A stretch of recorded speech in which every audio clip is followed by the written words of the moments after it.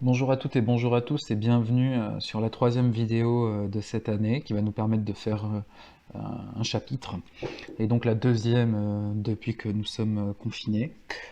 Cette vidéo va nous permettre donc de traiter le deuxième chapitre du thème 2 d'économie, donc un thème 2 d'économie consacré à la mondialisation et à l'intégration européenne. Et si le chapitre 1 a traité plus ou moins parfaitement de la mondialisation et de l'internationalisation de la production, le deuxième sera consacré à l'intégration européenne et donc à la place de l'Union européenne dans l'économie mondiale.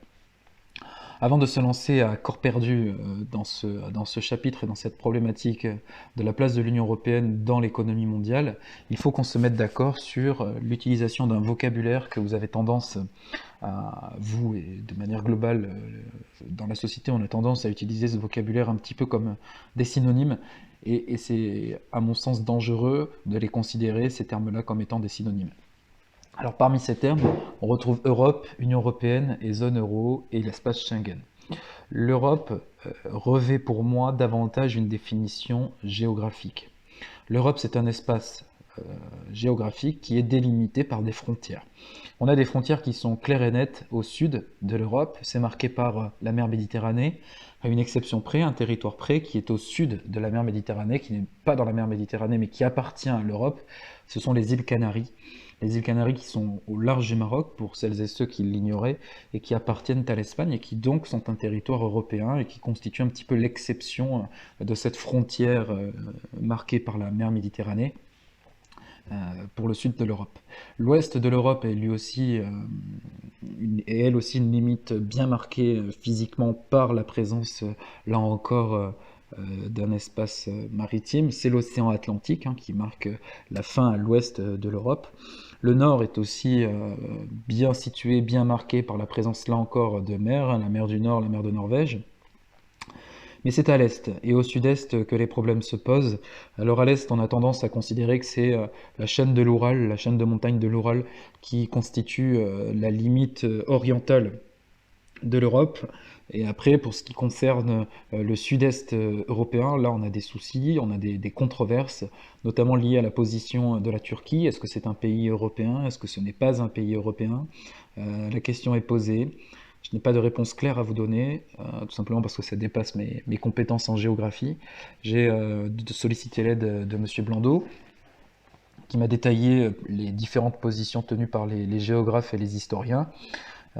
Et on aurait tendance à considérer que la Turquie est globalement un pays géographiquement européen, et en tout cas ce qui semble faire consensus et qui pourrait mettre tout le monde d'accord, c'est de considérer que la Turquie serait divisée en deux, une partie européenne et une partie plutôt dans l'Asie mineure, donc le nord-ouest de la Turquie serait la partie européenne de la Turquie, et le sud-est turc serait la partie asiatique de la Turquie. Donc ça, c'était pour la définition de l'Europe d'un point de vue géographique. Donc c'est environ 45, voire un peu plus, mais 45 pays environ qui constituent cet espace géographique européen. L'Union européenne, c'est davantage un espace politique et économique qui est le fruit d'un rapprochement volontaire de pays appartenant à l'espace géographique européen, mais uniquement de certains pays. L'Union européenne, c'est 27 pays qui appartiennent à cet espace géographique européen, qui en comporte à peu près 45. Donc vous voyez déjà, de 45 pays, on passe à 27. Ces 27 pays, il y a peu de temps, ils étaient encore 28, depuis le retrait du Royaume-Uni. Mais ces 27 pays ont donc décidé de se réunir et de créer l'Union européenne, notamment par la signature de traités, et on le verra sur quoi repose cette volonté de créer l'Union européenne, notamment sur une volonté, sur des objectifs politiques et économiques. La zone euro, c'est encore une zone plus restreinte de l'Union européenne, c'est uniquement 19 pays qui ont décidé d'aller encore plus loin que l'Union européenne et de partager une monnaie unique. Alors ces 19 pays qui ont l'euro, c'est dans l'ordre alphabétique l'Allemagne, l'Autriche, la Belgique, Chypre, l'Espagne, l'Estonie, la Finlande, la France, la Grèce, l'Irlande, l'Italie, la Lettonie, la Lituanie, le Luxembourg, Malte, les Pays-Bas, le Portugal, la Slovaquie et la Slovénie. Voilà donc pour les 19 pays qui ont décidé d'adopter l'euro. Et à ces 19 pays, il faudrait en ajouter donc 8 pour arriver à 27 et donc pour obtenir l'Union européenne. Et à ces 19 pays, il faut donc ajouter la Bulgarie, le Danemark, la Hongrie, la Pologne, la République tchèque, la Roumanie, la Suède et la Croatie qui ont donc décidé de conserver leur monnaie, de ne pas participer à la zone euro. Donc, par exemple, le Danemark, ils ont conservé leur couronne danoise, la République tchèque a gardé sa couronne tchèque, et ainsi de suite. L'espace Schengen, c'est encore autre chose. C'est un espace au sein de l'Europe où des pays se sont mis d'accord pour laisser une libre circulation aux hommes et aux femmes et aux marchandises. Dans cet espace Schengen, on retrouve des pays déjà cités comme l'Allemagne, l'Autriche, la Belgique, le Danemark, l'Espagne, l'Estonie, la Finlande, la France, la Grèce, la Hongrie, l'Islande, l'Italie, la Lettonie, le Liechtenstein, jamais cité jusqu'alors, la Lituanie, le Luxembourg, Malte, Norvège, Pays-Bas, Pologne, Portugal, Slovaquie, Slovénie, Suède, Suisse et Tchéquie. Donc cet espace Schengen s'est construit au fur et à mesure, a été au fur et à mesure agrandi.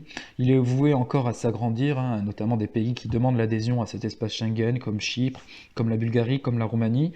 Et on a le refus, ou du moins certains pays qui s'opposent un petit peu à l'entrée de ces pays-là dans cet espace Schengen pour diverses raisons.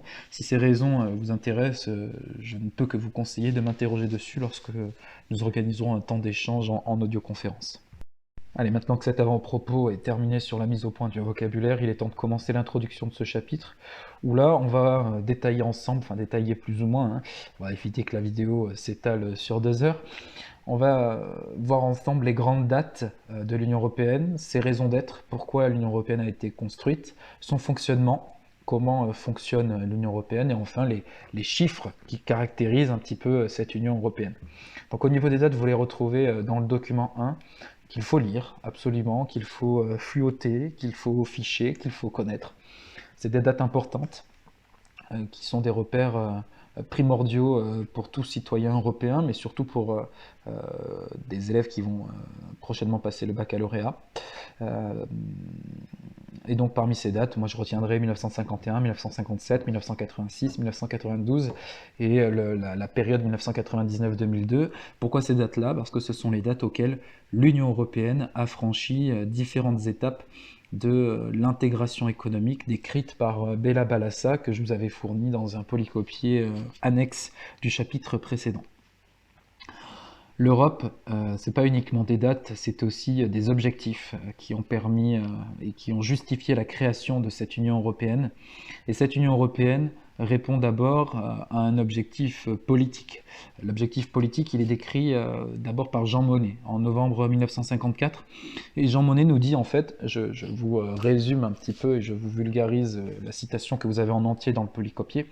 L'idée de Jean Monnet, c'est de dire que l'union fait la force.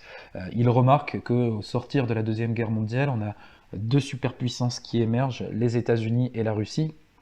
Et puis plus tard émergera aussi une autre superpuissance qui viendra supplanter la Russie totalement, la Chine. Donc on a 2 superpuissances face auxquelles chaque État européen pris indépendamment est totalement dans la position inférieure, dans une position de David contre Goliath, si vous voulez cette image-là, c'est-à-dire du petit face au gros et du trop petit. L'Allemagne toute seule face aux États-Unis et face à la Chine est trop petite, n'a pas les reins assez solides pour concurrencer ces 2 pays-là. La France c'est pareil, l'Italie c'est pareil, l'Espagne c'est pareil. Et donc l'idée de Jean Monnet, c'est que tous ces pays qui sont trop petits indépendamment pour lutter et pour concurrencer les grandes puissances mondiales, l'idée c'est de se réunir et de constituer un espace vaste, un espace très peuplé et un espace qui aura les reins suffisamment solides pour aller concurrencer ces autres États. L'objectif politique, on le retrouve aussi en fin de ce document 2, où on nous dit que un des objectifs de la création de l'Union européenne, ça a été, et c'est toujours, de permettre à un territoire géographique, l'Europe, qui historiquement a été traversé par de nombreux conflits entre pays de manière récurrente, entre la France et l'Allemagne. Il y a eu de nombreux conflits récurrents dans l'histoire, entre la France et le Royaume-Uni, et l'Angleterre, il y a eu des conflits récurrents tout au long de l'histoire. entre la France et l'Espagne aussi. L'idée de cette Union européenne, c'est de créer des interdépendances économiques de manière à pacifier les relations politiques entre ces États-là et de manière à avoir une Europe pacifiée. Et force est de constater que l'Union européenne, pardon, qui est donc née en 1951, eh bien depuis 1951, les conflits entre États membres de cette Union européenne n'existent plus, ou en tout cas n'existent plus sous le format militaire avec des pertes de vie. Mais l'Union européenne, en plus d'être un projet politique, c'est aussi et surtout un projet économique. Et ce projet économique vous est bien détaillé dans la partie centrale du document 2. C'est une partie que j'ai construite sur la base de ce que j'ai pu trouver sur le site officiel de l'Union européenne, où on vous décrit exactement quels sont les projets économiques de l'Union européenne, c'est-à-dire de permettre le développement individuel de chaque pays et de constituer une zone économique très forte. Mais c'est aussi un projet social, de permettre des avancées sociales dans divers domaines, de la santé par exemple, de permettre l'innovation au niveau européen, et enfin aussi un projet économique environnemental, c'est-à-dire de trouver des nouvelles techniques de production qui soient plus respectueuses de l'environnement et dans une logique de développement durable pour les générations futures. L'Union européenne, en plus de date, et de sa raison d'être, s'est dotée d'organes de fonctionnement. Et ces organes de fonctionnement, vous les retrouvez dans le document 3, que vous avez en 2 versions sur votre polycopier. J'ai mis qu'une seule version dans la vidéo. Alors dans ce mode de fonctionnement, il faut bien remarquer qu'il y a des organes politiques, la Commission européenne, le Conseil de l'Union européenne, le Parlement européen, qui sont donc des organes politiques qui se partagent 2 grands pouvoirs, le pouvoir exécutif et le pouvoir législatif. Vous avez un organe juridique, hein, c'est la Cour de justice de l'Union européenne, et les organes économiques et financiers, la Banque centrale européenne et la Cour des comptes. Alors au niveau politique, l'organe central, celui qui donne l'impulsion, celui qui donne les grands objectifs, les grandes directives dans lesquelles va s'engager l'Union européenne d'année en année, c'est la Commission européenne, donc qui siège à Bruxelles. Je vous laisse lire un petit peu sur le polycopier par qui elle est composée. Et donc elle a un rôle central parce que c'est elle qui donne l'impulsion des grandes directions que va prendre l'Union européenne au niveau notamment économique et politique. Puis vous avez 2 organes qui vont se partager le pouvoir législatif. C'est le Conseil de l'Union européenne, composé des ministres des États membres, et le Parlement européen, composé de députés élus par les citoyens européens, donc par les citoyens des États membres de l'Union européenne. Le Conseil de l'Union européenne est donc composé des ministres des États membres, et il a à sa tête, ce Conseil de l'Union européenne, un président. Ce président est en fait le plus haut responsable du pouvoir exécutif d'un des pays membres de l'Union européenne. Tous les 6 mois, il y a ce qu'on appelle une présidence tournante. C'est-à-dire qu'à tour de rôle, les pays membres de l'Union européenne vont présider ce Conseil de l'Union européenne et vont avoir le titre honorifique de président de l'Union européenne. Et donc en ce moment, jusqu'au 30 juin 2020, c'est le Premier ministre croate, parce que c'est la Croatie, c'était autour de la Croatie, donc c'est le Premier ministre croate qui est le président du Conseil de l'Union européenne, et à partir du 1er juillet, il sera remplacé par le plus haut représentant du pouvoir exécutif en Allemagne, puisque ce sera autour de l'Allemagne, donc par Angela Merkel, qui viendra remplacer le Premier ministre croate en tant que président du Conseil de l'Union européenne. La France a déjà exercé cette responsabilité-là à de nombreuses reprises dans son histoire, puisque la France est un pays fondateur de l'Union européenne, un des premiers pays à être présent aux origines de l'Union européenne, notamment sous la présidence de Nicolas Sarkozy. La France a assuré la présidence du Conseil de l'Union européenne, et le prochain tour pour la France, ce sera en 2022, au premier semestre 2022, de janvier à juin 2022. Donc pour sûr, le président Macron sera président du Conseil de l'Union européenne de janvier à mai 2022, et puis après en mai 2022, il y aura des élections en France. Et donc il se peut que les quelques semaines entre le 2e tour de l'élection présidentielle et la fin du mois de juin 2022, il se peut que ce soit notre représentant qui représente la France en tant que président du Conseil de l'Union européenne, ou pas, hein, si le président Macron se représente et est réélu. Alors ce Conseil de l'Union européenne est très important. Il va donc, avec le Parlement européen, co-adopter les grandes lois européennes proposées par la Commission. Donc il va dire oui, on est d'accord, non, on n'est pas d'accord. Mais aussi et surtout, il va coordonner les politiques macroéconomiques de tous les États membres, dans plusieurs domaines, notamment dans le domaine de l'éducation, de la culture et des sports. Et on peut donc considérer que c'est le Conseil de l'Union européenne qui a permis la mise en place du projet Erasmus, qui a été proposé par la Commission européenne et validé par le Conseil de l'Union européenne. Ce Conseil de l'Union européenne va très prochainement, à coup sûr, prendre une importance de premier rang, puisque on est en pleine crise sanitaire et que visiblement, après cette crise sanitaire, il faudra faire face à une crise économique qui va frapper tous les pays de l'Union européenne. Et quand le président Macron dit attendre de grandes décisions au niveau européen pour relancer l'économie après la crise sanitaire qui nous touche actuellement, il sous-entend qu'il attend ici de grandes décisions prises par le Conseil de l'Union européenne et aussi par la Commission européenne. Dernier organe politique qu'il nous faut décrire un petit peu, le Parlement européen qui siège à Strasbourg et qui est composé de 751 députés qui sont donc élus, je vous l'ai dit, au suffrage universel direct par les citoyens européens. Donc prochainement par vous, pour tous ceux qui vont avoir 18 ans et qui vont participer aux élections. On participe à l'élection de députés, et en fait chaque pays dispose d'un quota de sièges, d'un nombre de sièges au Parlement européen. La France a une petite soixantaine, un peu moins de 60 sièges au Parlement européen, et chaque pays a un nombre différent qui correspond plus ou moins à l'importance démographique du pays au sein de l'Union européenne. Par exemple, l'Allemagne, qui est le pays le plus peuplé de l'Union européenne, avec un peu plus de 80 millions d'habitants, est le pays qui a le plus de sièges au Parlement européen. Alors on n'est pas sur une proportionnalité pure et dure, on est sur un mécanisme assez complexe de mise en œuvre de la répartition de ces sièges entre pays, mais c'est une sorte de proportionnalité pour faire simple. Ensuite, on a un organe juridique, la Cour de justice de l'Union européenne, qui va veiller notamment à la hiérarchie des lois, c'est-à-dire que sur un territoire national, la loi qui est adoptée par l'Assemblée nationale est par exemple supérieure et principale par rapport à un arrêté préfectoral ou un arrêté municipal. Un maire qui dirait moi j'interdis la circulation des personnes aux cheveux bouclés le mardi. Ça c'est une loi qui serait totalement, un décret qui serait totalement non conforme, puisque il n'y a aucune loi dans la loi nationale qui interdit ça et qui précise ça. Donc si jamais un jour vous vivez dans une ville où le maire prend cette disposition-là, vous pouvez faire invalider cette disposition sous le principe de la hiérarchie des lois et qu'il y a une loi en France qui permet la libre circulation de tout individu, y compris ceux qui ont la malchance d'avoir les cheveux bouclés. Eh bien, la loi européenne va elle être supérieure à la loi nationale. Donc la loi nationale est supérieure à la loi territoriale et la loi européenne est supérieure à la loi nationale. Donc si vous considérez un jour que l'État français impose une loi qui est contraire au droit européen, vous aurez le droit de contester cette loi devant la Cour de justice de l'Union européenne.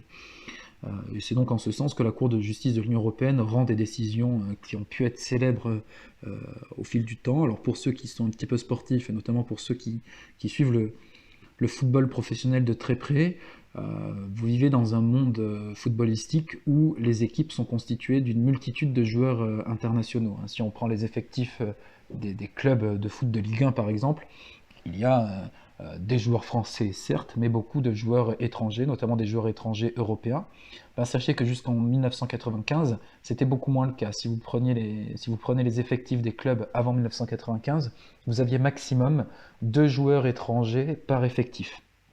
Pourquoi? Tout simplement parce que l'UEFA avait pris, qui gère les clubs au niveau européen, avait pris une décision qui imposait un maximum de 2 joueurs non nationaux par effectif.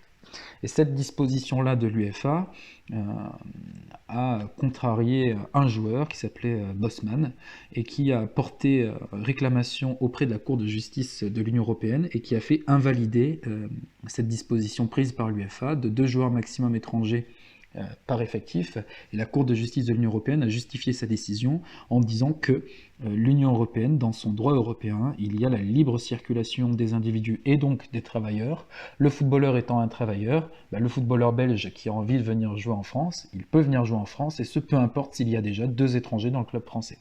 Donc c'est depuis cet arrêt Bosman, parce qu'il porte le nom du mec qui a porté l'affaire devant la Cour de justice européenne, l'arrêt Bosman permet aux clubs de l'Union européenne d'avoir une multitude, autant qu'ils le souhaitent, de joueurs étrangers. Et donc c'est ce qui est arrivé à certaines dérives, où en Angleterre par exemple, le club d'Arsenal, pendant une bonne période, présentait un 11 titulaire avec aucun joueur anglais dans son 11 titulaire. Et ça c'est une des dérives, enfin une potentielle dérive de l'arrêt Bosman. Bref, on n'est pas là pour débattre de football, on est là pour parler d'Union européenne. Allez, dernière catégorie d'organes à vous présenter, les organes économiques et financiers. On va laisser un petit peu la Cour des comptes de côté. Elle a un rôle assez pénible, assez chiant, c'est pas très fun. Et je préfère qu'on se concentre sur la Banque Centrale Européenne parce qu'on va en reparler tout au long de ce chapitre. Vous connaissez déjà, hein, du moins j'espère, et je fouetterai tous ceux qui diraient non. Vous connaissez déjà cette Banque Centrale Européenne. Elle siège à Francfort. C'est donc la Banque Centrale de l'Union Européenne, et c'est elle qui va mener la politique monétaire au nom de tous les États membres de l'Union Européenne, ce qui signifie qu'aucun État membre de l'Union Européenne ne dispose d'une indépendance au niveau de la politique monétaire. Chaque État membre voit sa politique monétaire dictée par la Banque Centrale Européenne. En fait, la Banque Centrale Européenne prend des directives de politique monétaire globale qu'elle fait appliquer à tous les États membres de l'Union Européenne. Alors cette banque centrale, elle est présidée par une personne qui est nommée pour 8 ans, un mandat de 8 ans qui est non renouvelable. Alors elle n'est pas élue, elle est nommée par les États membres. Cette personne-là, jusqu'au 1er novembre 2019, c'était un Italien, Mario Draghi, qui a donc dirigé la Banque Centrale Européenne de 2011 à 2019. Pour ceux qui ont un petit peu de culture, d'histoire économique, vous vous rendez compte à quel point le mandat de Mario Draghi a été perturbé, a été soumis à de nombreuses perturbations économiques, et ça n'a pas été un mandat de tout repos pour l'argentier italien. Et au 1er novembre 2019, il a été remplacé par une femme, le premier bon point, et deuxième bon point, par une femme française, Christine Lagarde, qui avait été ministre de l'économie sous Nicolas Sarkozy, qui a été la directrice du FMI, donc une personne dont les expériences et le parcours universitaire plaident en sa faveur, et qui donc depuis le 1er novembre 2019 est à la tête de la Banque Centrale Européenne. Et on termine cette longue introduction par les chiffres qui caractérisent l'Union Européenne. L'Union Européenne, c'est 27 pays membres, autrefois 28, depuis le Brexit plus que 27. Du coup, si on fait la somme des kilomètres carrés de ces 27 pays, on obtient la 7e surface mondiale. Voilà, vous en faites ce que vous voulez de cette info. 7e surface mondiale, mais c'est la 3e zone la plus peuplée du monde. Il y a un peu plus de 500 millions d'habitants à l'Union Européenne, ce qui la place donc au 3e rang, derrière la Chine, 1er rang avec 1,380 milliard d'habitants, quelque chose comme ça. L'Inde, qui talonne la Chine à 1,3 milliard, tout juste 300 millions. Et donc juste derrière, loin derrière, hein, mais en 3e position, l'Union Européenne, et puis après on retrouve les États-Unis, l'Indonésie, le Brésil, le Japon, qui sont les autres pays très peuplés. Mais l'Union Européenne est le 3e espace le plus peuplé au monde. 3e espace le plus peuplé au monde, mais c'est la 2e puissance économique mondiale. Si on cumule tous les PIB des 27 pays membres, on obtient le 2e PIB mondial avec un peu plus de 15 milliards de dollars de PIB en 2018. L'Union Européenne, c'est aussi un des 3 plus grands acteurs de la mondialisation. L'Union Européenne participe énormément aux échanges internationaux. Alors, des échanges internationaux de l'Union Européenne sont principalement caractérisés par des échanges entre pays membres de l'Union Européenne. 64% des échanges internationaux réalisés par l'UE sont des échanges entre pays membres, donc des échanges franco-allemands, franco-italiens, italo-allemands, italo-espagnols, franco-espagnols, enfin bref. Mais si on prend les échanges qui concernent l'Union Européenne avec, un État de l'Union Européenne avec un autre État non issu de l'Union Européenne, on obtient 15% des échanges internationaux, ce qui est donc impressionnant. Le taux de chômage de l'Union européenne s'élève à 6,3% en octobre 2019. C'est l'information sûre la plus récente que j'ai pu trouver. Donc, ce qui nous permet après de situer le niveau de chômage de chaque État membre de l'Union européenne. Donc la France, c'est environ 9% au dernier comptage de chômeurs en France. Donc ça permet de dire, ben voilà, la France est au-dessus de la moyenne européenne, ou l'Allemagne est en dessous de la moyenne européenne. Voilà. La croissance du PIB de l'Union européenne est plutôt bonne en 2018. On était quasiment à plus 2% de croissance du PIB. Mais une croissance qui ralentit un petit peu, plus 1,2 en 2019, et avec la crise sanitaire qui nous touche en 2020, de grandes chances que ce ralentissement se confirme, voire que l'on ait une période de décroissance économique. L'inflation, en revanche, est plutôt une source de satisfaction de l'Union européenne, puisque c'est une inflation qui est bien maîtrisée. Vous voyez, plus 1,2% d'inflation en 2019, donc une augmentation des prix suffisante et maîtrisée. Allez, c'en est terminé avec cette longue introduction. Il est temps de se plonger dans notre première partie, où on va montrer à quel point ce projet de l'Union européenne, ce projet économique et monétaire a été un projet ambitieux et qu'il a donné lieu à de nombreuses réussites que l'on va détailler dans ce grand 1. Un grand 1 qui va être décomposé en deux parties. D'abord, un focus sur la partie économique du projet de l'Union européenne, donc la création d'un marché unique. Et ensuite, on verra la mise en place de la monnaie unique européenne, qui est donc le pendant financier du projet, le pendant monétaire du projet économique européen. Donc pour réaliser cette première sous-partie, on va le faire en plusieurs sous-points, de montrer donc que le marché européen est une zone attractive et compétitive. D'abord, il va falloir montrer l'émergence de ce marché commun, comment il est apparu. Puis on discutera des atouts de ce marché commun. Voilà, au programme du grand A. Donc pour étudier l'émergence du marché commun, d'abord le document 4 que je vous demande de lire. Mettez sur pause la vidéo, n'hésitez pas, et puis lisez le document, lisez les questions, et après remettez la vidéo en marche pour avoir la correction de ces questions. Donc en réponse à la question 1, quels sont les objectifs du traité de Rome et qu'entend-on alors par marché commun? Eh bien, le but principal du traité de Rome était d'instituer la communauté européenne, la communauté économique européenne, et donc d'établir un marché commun dans lequel les marchandises peuvent circuler librement, c'est-à-dire une circulation des marchandises sans droit de douane entre les pays membres. Et donc pour permettre le fonctionnement d'un tel marché, il a fallu que l'Union européenne harmonise certaines règles, notamment en termes de concurrence, en termes aussi de fiscalité, même si là encore des efforts sont attendus au niveau de la fiscalité, on en reparlera plus tard. Et il a fallu aussi s'entendre non seulement sur l'abolition des tarifs douaniers entre la France et l'Allemagne, entre la France et l'Italie par exemple, mais s'entendre aussi sur le tarif douanier que l'on va imposer aux biens et services venus de l'extérieur de l'Union européenne. Donc à l'intérieur, il n'y a plus de barrières douanières, mais il a fallu quand même déterminer quel va être le tarif douanier avec les biens qui vont être importés de Chine, les biens qui vont être importés des États-Unis, et ainsi de suite. Donc le marché commun correspond en fait à ce que Bella Balassa appelle dans sa typologie l'union douanière. C'est-à-dire qu'on a des pays qui, à l'intérieur de leur zone, font disparaître les barrières douanières et décident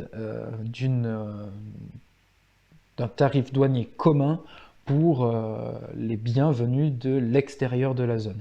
Donc le marché commun, c'est la même chose que l'union douanière chez Bella Balassa. Et le marché commun a donné naissance à ce que l'Union européenne appelle dans ses traités le marché unique. Lorsque l'on parle du marché unique européen, c'est en fait un marché commun, une union douanière. Voilà, tout simplement. Quelles ont été les étapes qui ont conduit à la création du marché unique européen? D'abord le traité de Rome en 1957 qui a permis de fixer les grands objectifs et qui a donc permis la création, du moins dans les textes, de ce marché unique. Puis jusqu'aux années 80, on a un petit flottement, un petit ralentissement de cette construction du marché unique. Il faudra donc attendre les années 80 et les années 90 avec deux grandes décisions. La signature du livre blanc de la Commission européenne en 1985 et de l'acte unique européen en 1987 qui vont permettre la pleine mise en œuvre de ce marché commun, de ce marché unique, notamment par la disparition des taxes douanières et la mise en place d'une taxe douanière étrangère. Et aussi et surtout, c'est le traité de Maastricht qui va donner naissance au marché unique européen et terminer la création de ce marché unique européen. Lisez bien le texte. Tout y est bien développé, bien expliqué. Si vous avez besoin de plus de détails, n'hésitez pas à lire le texte et à consulter votre prise de notes. La question 3, montrer que chaque étape d'intégration supplémentaire conduit à des transferts de souveraineté et à des efforts d'harmonisation. Alors, la création du marché commun a d'abord nécessité des efforts d'harmonisation fiscale, notamment au niveau douanier, que ce soit donc la taxe douanière, souvenez-vous, sur les mesures protectionnistes, ça peut être des taxes en sonnant et en trébuchant, en argent, mais ça peut être aussi des taxes, enfin des barrières douanières normatives. Là, je vous renvoie au chapitre précédent. Mais le traité de Maastricht, par exemple, va nécessiter davantage d'harmonisation parce qu'on a un nouveau transfert de souveraineté, puisque le traité de Maastricht achève la création de ce marché unique en mettant en place un nouvel objectif de création d'une monnaie unique qui donc nécessite cette fois-ci non plus le transfert d'une souveraineté fiscale, mais le transfert d'une souveraineté monétaire, puisque ce qui dit monnaie unique dit disparition de la souveraineté en termes de politique monétaire de chaque pays. Pour les grandes étapes de la mise en place de ce marché unique, mais est-ce que ce marché unique se traduit par des avantages, par des réussites pour chaque pays? Donc c'est le document 5 qui va nous permettre de montrer un petit peu les grandes réussites de ce marché commun européen. Et donc la première question, quels ont été les effets positifs de la mise en place du marché commun sur le commerce international entre les pays de l'UE? Eh bien on remarque dans le texte que le commerce intra-zone de l'Union européenne est passé de 800 milliards à 2800 milliards en moins de 20 ans. Ce qui correspond donc à un peu plus que 3 fois plus. Là, si vous étiez le jour du bac, une C2, qui peut être un texte. On vous dit voilà, que ça passe de 800 milliards à 2800 milliards. 800 fois 3, ça fait 2004, 2400 milliards. C'est très proche de 2800 milliards, donc vous dites environ 3 fois plus. Et c'est très bien. Donc le commerce entre pays de l'Union européenne est passé d'un équivalent de 800 milliards d'euros à 2800 milliards d'euros, donc il a été multiplié par 3 en 20 ans. Donc c'était une belle réussite. L'objectif de favoriser les échanges entre pays membres de l'Union européenne est plus que validé, puisque on est à 3 fois plus d'échanges entre pays membres. Deuxième marqueur de cette réussite économique du marché commun, c'est les flux d'IDE entre pays de l'Union européenne qui ont été multipliés par 4. Ils étaient de 64 milliards entre pays de l'Union européenne avant la mise en place de ce marché unique, et ils sont passés à 260 milliards d'euros 20 ans plus tard, soit une augmentation donc de 300%, c'est gigantesque. Voilà pour les deux principaux effets positifs mis en avant par ce document. Et la question 2, comment les expliquez-vous? Comment expliquer que les échanges entre pays membres ont augmenté et que les flux d'IDE ont aussi augmenté? Eh bien, le marché commun et la mise en place du marché commun a permis de rapprocher les économies nationales les unes des autres. Auparavant, la France et l'Allemagne étaient des voisins géographiques, et avec la mise en place du marché commun, ils sont devenus des partenaires. La réussite de l'un permet la réussite de l'autre, et la réussite des deux crée une synergie. Si vous voulez, la réussite de l'Allemagne plus la réussite de la France, ça fait pas 1 plus 1 égale 2, c'est 1 plus 1 égale 3 en fait. Les deux ont intérêt à ce que les deux réussissent. L'Allemagne a intérêt à réussir elle toute seule, mais elle a aussi intérêt à ce que la France se développe économiquement, que le consommateur français gagne lui aussi en pouvoir d'achat pour pouvoir consommer allemand. Et là, on est sur une explication à 2 pays, mais l'Union européenne, aujourd'hui, c'est 27 pays. Donc on est à 1 plus 1 plus 1 plus 1 plus 1 plus 1. Et, vous voyez, ça devrait faire 27, mais ça fait pas 27, ça fait beaucoup plus que 27. Si vous voulez, c'est pas la réussite de chaque pays indépendamment ne va pas donner la réussite des 27, c'est encore plus que ça. Donc on passe de voisins à partenaires commerciaux, et comment expliquer que ça a permis le développement du commerce? Tout simplement, ça a permis, cette mise en place du marché commun permet, par la disparition des droits de douane entre ces pays membres, de réduire les prix les prix de vente des produits européens. Donc les consommateurs de chaque pays européen ont eu accès à moindre coût à plein de nouveaux produits. Et vous le savez, il y a une loi économique, hein, si le prix de 90% des denrées baisse, alors vous avez la consommation qui augmente. En 3 nous interroge sur les effets positifs, cette fois-ci pour le commerce international de l'Union européenne vers les pays hors Union européenne. Et on remarque dans ce document que les exportations de l'Union européenne vers le reste du monde ont aussi progressé et elles ont aussi été multipliées par 3. Hein. Vous avez les chiffres dans le document. Comment expliquer que ces exportations vers le reste du monde ont progressé alors qu'on a des mécanismes internes à l'Union européenne qui ont été mis en place? Comment expliquer qu'ils aient des effets sur le commerce externe de la zone? Eh bien tout simplement, on l'a dit, la mise en place du marché commun a permis de faire disparaître les frontières. Et donc, auparavant, les entreprises françaises, par exemple, étaient globalement protégées de la concurrence des entreprises allemandes parce qu'il existait un droit de douane. Si une entreprise allemande produisait le même bien qu'une entreprise française et qu'elle désirait le vendre sur le territoire français, l'entreprise française se disait moi je vais devoir fixer mon prix de vente en fonction de mes coûts de production, mais l'entreprise allemande qui va vouloir vendre sur le territoire français va devoir faire en fonction de ses coûts de production et y ajouter le droit de douane. Donc le droit de douane protégeait la production française de la production allemande sur le territoire français. Si vous abolissez le droit de douane, le concurrent allemand devient plus compétitif. Le droit de douane disparaissant, il peut baisser ses prix et donc la concurrence s'intensifie.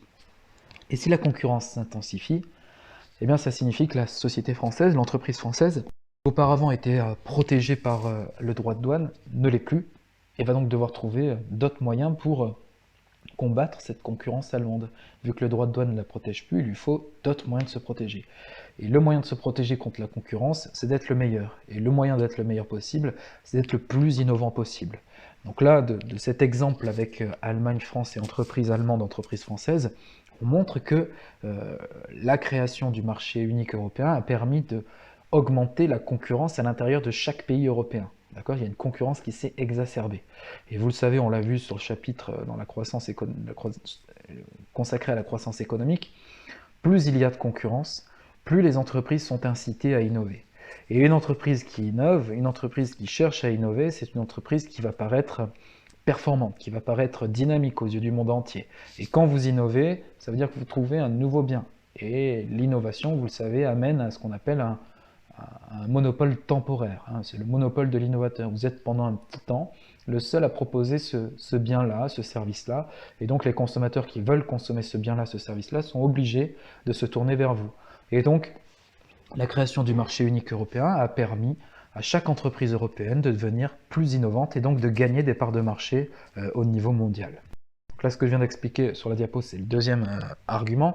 Le premier argument, c'est de dire aussi que le marché unique a permis pour chaque entreprise nationale des pays membres d'élargir son potentiel de clientèle. Autrefois, si on résume un petit peu, avec des droits de douane assez stricts, l'entreprise allemande ne s'adressait qu'à 80 millions de consommateurs allemands. L'entreprise française ne s'adressait qu'à 60 millions de consommateurs français, et ainsi de suite. Là, avec la disparition des droits de douane, avec l'ouverture des marchés, potentiellement pour chaque entreprise de l'Union européenne, c'est une multiplication du nombre potentiel de clients. L'entreprise française n'a plus 60 millions de consommateurs potentiels, elle en a quasiment 500 millions. Et donc, ça a permis des potentialités de vente en plus, et ça a permis des ventes en plus pour chacune de ces entreprises étrangères, pour chacune de ces entreprises nationales de l'Union européenne.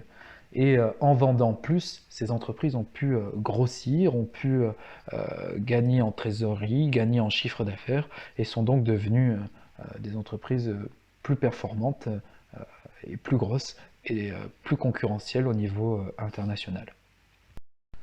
Le document 6 va lui nous permettre de montrer un autre atout du marché commun, notamment un atout non négligeable sur la maîtrise de l'inflation, c'est-à-dire sur la maîtrise de la hausse des prix. Alors, le document 6, pareil, il faut le lire, puis après vous reprenez la vidéo et je vous fais les réponses aux questions. Alors, première question, que signifie la phrase soulignée? Les tensions sur les capacités de production sont ainsi désactivées. Ce que veut dire cette phrase, c'est que avant la mise en place du marché commun, chaque entreprise était dans un cadre national. C'est ce que je viens de dire sur le document 5. C'est-à-dire que l'entreprise française, l'offre française ne s'adressait quasi exclusivement qu'à la demande française. On était alors dans une situation où la demande nationale était contentée par l'offre nationale et l'offre nationale ne s'adressait qu'à la demande nationale. Or, on peut très vite arriver, par des situations de politique budgétaire favorable à la demande, de politique monétaire favorable à la demande, on peut arriver à des situations où la demande nationale devient supérieure à l'offre nationale.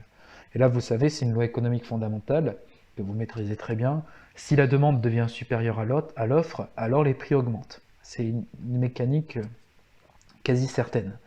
Avec l'ouverture européenne, on réduit la probabilité de mise en place de ce mécanisme-là. On réduit la probabilité que la demande devienne supérieure à l'offre. La demande nationale est contentée non plus uniquement par l'offre nationale, mais par l'offre européenne. Donc l'ouverture de l'Union européenne, la création de l'Union européenne, a permis une augmentation de l'offre, a permis un choc d'offres. Et un choc d'offres positif se traduit par une baisse des prix, ou du moins par une maîtrise de l'inflation dans le cas de l'Union européenne. C'est ce que veut dire cette phrase. Deuxième question, quels sont les effets attendus de la création du grand marché ? Eh bien, au niveau macroéconomique, on attend que le marché commun limite l'inflation par la demande. Et au niveau microéconomique, on attend que chaque entreprise, en maîtrisant ses coûts de production, va pouvoir diminuer ses prix aussi. L'entreprise peut individuellement baisser ses prix avec le marché commun. D'abord, on l'a dit, l'entreprise française qui veut vendre en Italie, avant la mise en place du marché commun, était obligée de répercuter sur le prix de vente le droit de douane. Le droit de douane n'existant plus, l'entreprise française qui vend en Italie peut donc diminuer son prix de vente. Et donc l'inflation est maîtrisée. Deuxième vecteur de maîtrise des prix permise par le marché commun, c'est que le prix de vente fixé par une entreprise dépend des quantités qu'elle produit. Si vous voulez, les prix de vente fixés par une entreprise dépendent de deux types de coûts, les coûts fixes et les coûts variables. Les coûts variables, c'est ceux qui augmentent, plus vous produisez, plus les coûts variables augmentent. Les coûts fixes, eux, ce sont des coûts que vous devez payer, que vous produisiez une quantité de biens ou que vous en produisez 1 million. Par exemple, si vous êtes une entreprise et que votre site de production, vous le louez, que vous produisez une chaise dans votre site de production ou que vous en produisez 1 million, considérez que votre site de production puisse vous permettre de produire 1 million de chaises, eh bien vous devrez payer le même loyer. Donc vous avez tout intérêt à produire le maximum de chaises possible. Si vous êtes dans la situation initiale, vous ne pouvez vendre vos chaises qu'aux consommateurs français. Vous allez peut-être devoir fixer votre niveau de production en fonction de la demande française, donc un niveau de production assez faible. À partir du moment où vous ouvrez le marché unique européen, où vous créez le marché unique européen, votre production de chaises ne répond pas uniquement à la demande française, elle répond à la demande européenne qui est supérieure à la demande française. Donc de 10 000 chaises, vous allez peut-être passer pour le coup à 1 million de chaises produites. Et donc votre loyer que vous deviez payer, qui était considéré comme un coût fixe, et coût fixe que vous deviez répercuter sur 10 000 chaises. Cette fois-ci, ce coût fixe, vous le répercutez sur 1 million de chaises. Donc le coût unitaire de production diminue avec l'ouverture du marché unique. Et si votre coût unitaire de production diminue, vous pouvez diminuer votre prix et donc ça participe à la maîtrise de l'inflation. J'ai conscience ici qu'on touche à des mécanismes microéconomiques un petit peu complexes qui nécessitent en plus de ça des acquis de la classe de première. Je sais que c'est très loin. Si jamais c'est un petit peu obscur, n'hésitez pas à m'interroger dessus au moment de notre temps d'échange. Donc voilà pour les atouts de la mise en place du marché commun, du marché unique européen. Maintenant, le grand B, la monnaie unique, un atout supplémentaire de l'Union européenne. On va voir que la mise en place de la monnaie unique permet de renforcer la compétitivité et l'attractivité de l'Union européenne. Et comme le grand A, ce grand B va être divisé en sous-points. Et donc, quels sont les atouts attendus théoriquement par la mise en place d'une monnaie unique? Donc document 7, pourquoi adopter une monnaie unique? Un document où vous avez une partie texte et une partie schéma. Pareil, lisez, répondez aux questions et remettez la vidéo, vous aurez la réponse. Alors, pour ce qui est de compléter le schéma. Le carré violet, c'est, il faudrait y mettre élimine les taux de change, et le carré bleu, c'est en réduisant le coût de financement.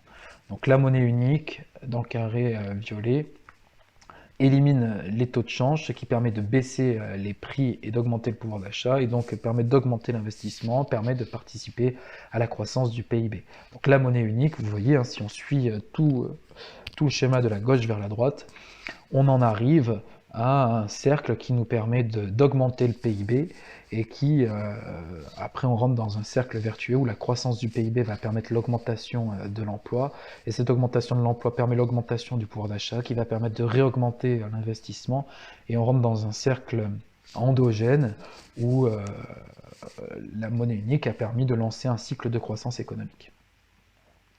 Que signifie le passage souligné? La création de marchés de capitaux plus profonds et plus liquides qui, en améliorant l'allocation de l'épargne et en réduisant le coût du financement, offrent des conditions d'investissement plus favorables. Waouh! En fait, ce qu'on nous dit ici, c'est que la monnaie unique permet de créer ce qu'on appelle un marché financier intégré. Et un marché financier intégré va permettre une meilleure convergence entre l'offre et la demande de capitaux. Ça permet d'augmenter l'offre de financement, et donc les taux d'intérêt vont diminuer.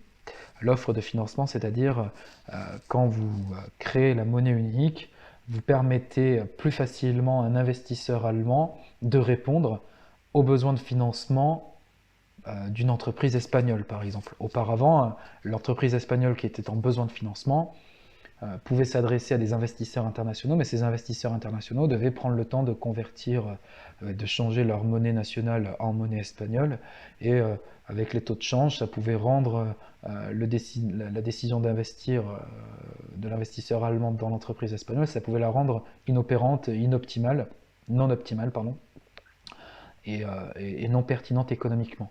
Avec la disparition des monnaies nationales et de la création d'une monnaie unique, on a une meilleure fluidité des capitaux au sein de la zone de l'Union européenne, et donc ça permet un meilleur financement des projets d'investissement.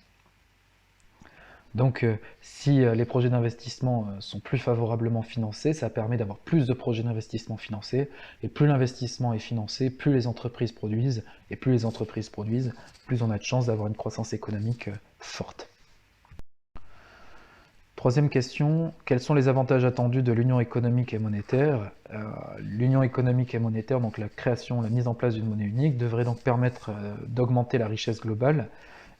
Ça permet de créer un espace économique où les coûts de transaction sont réduits, puisqu'on n'a plus à échanger la monnaie, il n'y a plus les pertes de pouvoir d'achat d'une monnaie à l'autre, hein, vu que tout le monde utilise la même monnaie, l'euro.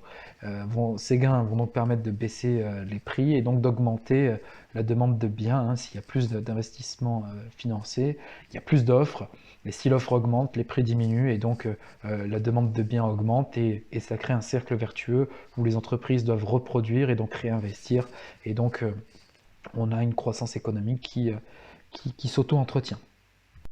Donc je complète un petit peu les apports de ce document par un point court, les autres justifications de la mise en place d'une monnaie unique.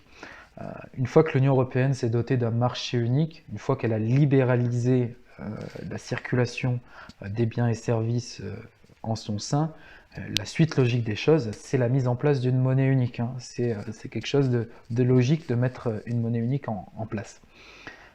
Pourquoi? Tout simplement parce que vous avez supprimé les barrières douanières, vous avez supprimé les frontières économiques. Il vous reste à supprimer les frontières monétaires qui reposent sur le taux de change. Ça, c'est tout ce que je viens d'expliquer. La monnaie unique va permettre d'éviter le dumping monétaire entre les pays de la zone. Elle supprime la possibilité d'une dévaluation compétitive, d'une guerre des monnaies entre l'Allemagne, la France, entre la France et l'Espagne. Et donc, on n'a plus de stratégie individualiste, on a une logique commune, une ambition commune, et une logique de concurrence qui repose sur une concurrence entre entreprises et non plus sur une concurrence entre États, puisque les États deviennent des partenaires commerciaux. Ensuite, cette monnaie unique va permettre de comparer la valeur des biens entre eux directement, hein. On peut comparer une tomate espagnole et une tomate française, parce que quand j'achète ma tomate espagnole, je l'achète en euros, parce que la monnaie utilisée par l'Espagne, c'est l'euro, et la monnaie utilisée par la France, c'est l'euro. Donc ça permet une meilleure comparaison des biens entre eux, et notamment de leur prix. Et donc ça permet une meilleure concurrence, et plus il y a de concurrence, plus les prix baissent, et plus les prix baissent, plus la demande est contente. Plus la demande est contente, ça veut dire que plus il y a de demande, et plus il y a de demande, plus la croissance économique est bonne. Et enfin, pourquoi mettre en place une monnaie unique? Tout simplement, c'était dans l'objectif d'avoir une monnaie forte, pour une zone qui est économiquement et démographiquement très forte, hein. On l'a vu tout à l'heure, c'est le deuxième PIB mondial, c'est la troisième zone démographique mondiale. Il lui fallait donc une monnaie à la hauteur de son économie et de sa démographie, et une monnaie susceptible de concurrencer le dollar et de s'inscrire dans le concert international des monnaies. Alors, comment a été mis en place la monnaie unique européenne? Vous avez tout le déroulé ici. Sur ce document 8, les étapes de la mise en place de la monnaie unique européenne, l'euro.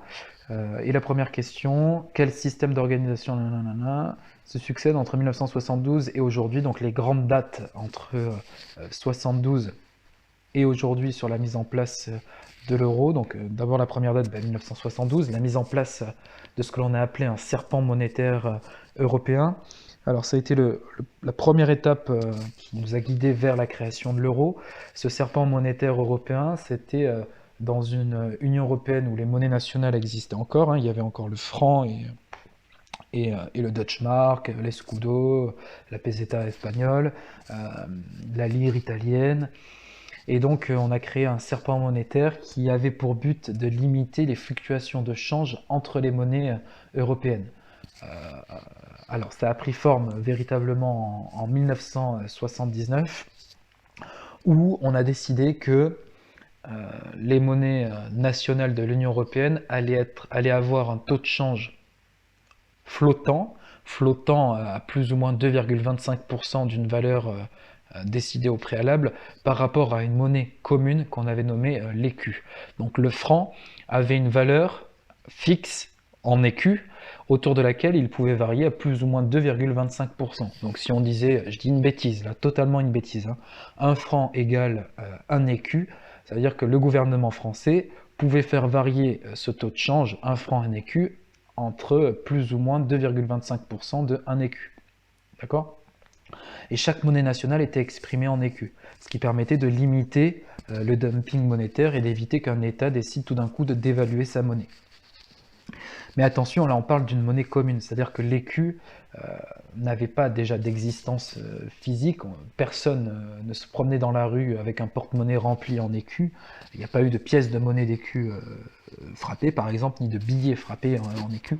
C'était une monnaie un petit peu abstraite qui permettait de convertir les monnaies nationales en une base commune, mais pas une base unique, hein. C'est-à-dire que les monnaies nationales continuent d'exister et existent même pleinement.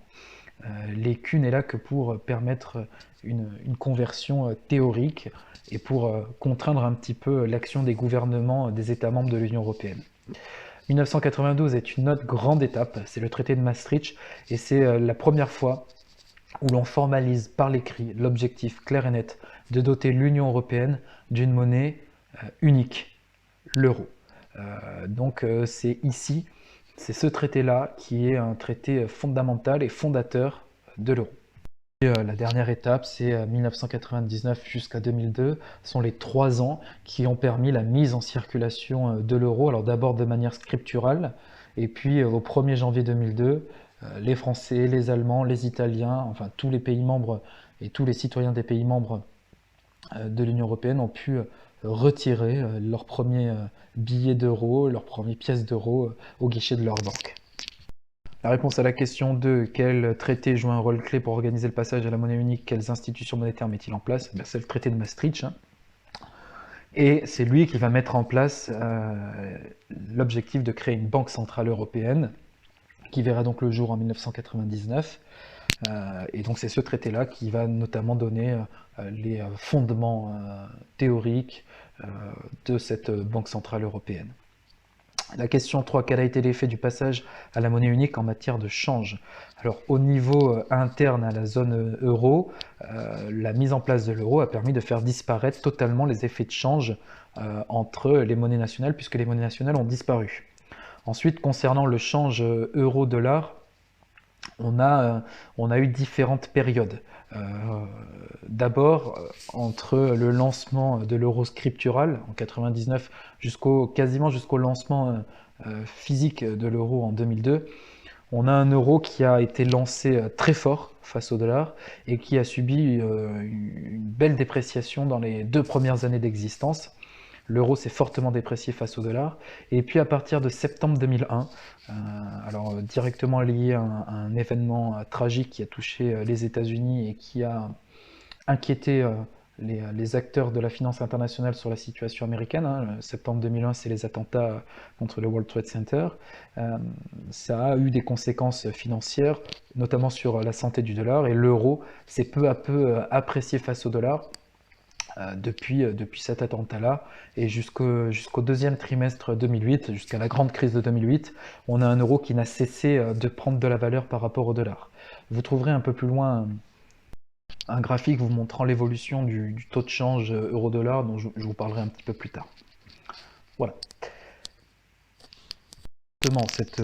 Cette évolution historique de la position de l'euro par rapport au dollar nous conduit vers le dernier sous-point de ce grand B, à savoir quelle est la place de l'euro dans le contexte monétaire et financier international.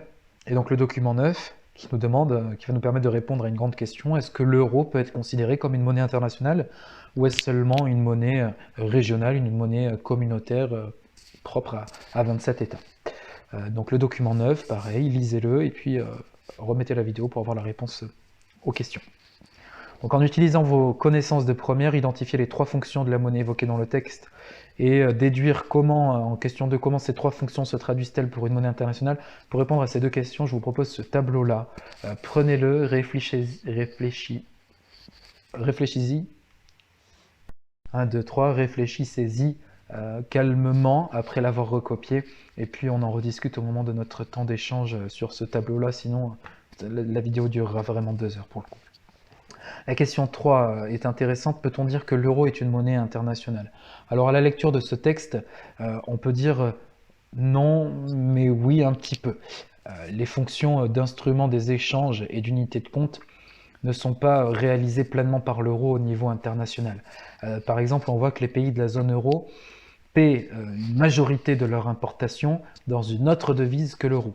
D'accord, il y a 51% des importations de la zone euro qui ne sont pas payées en euros. Donc ça signifie que même pour leurs propres importations, les pays européens ne peuvent pas payer en euros, ils sont obligés de convertir l'euro dans une autre monnaie, bien souvent en dollars.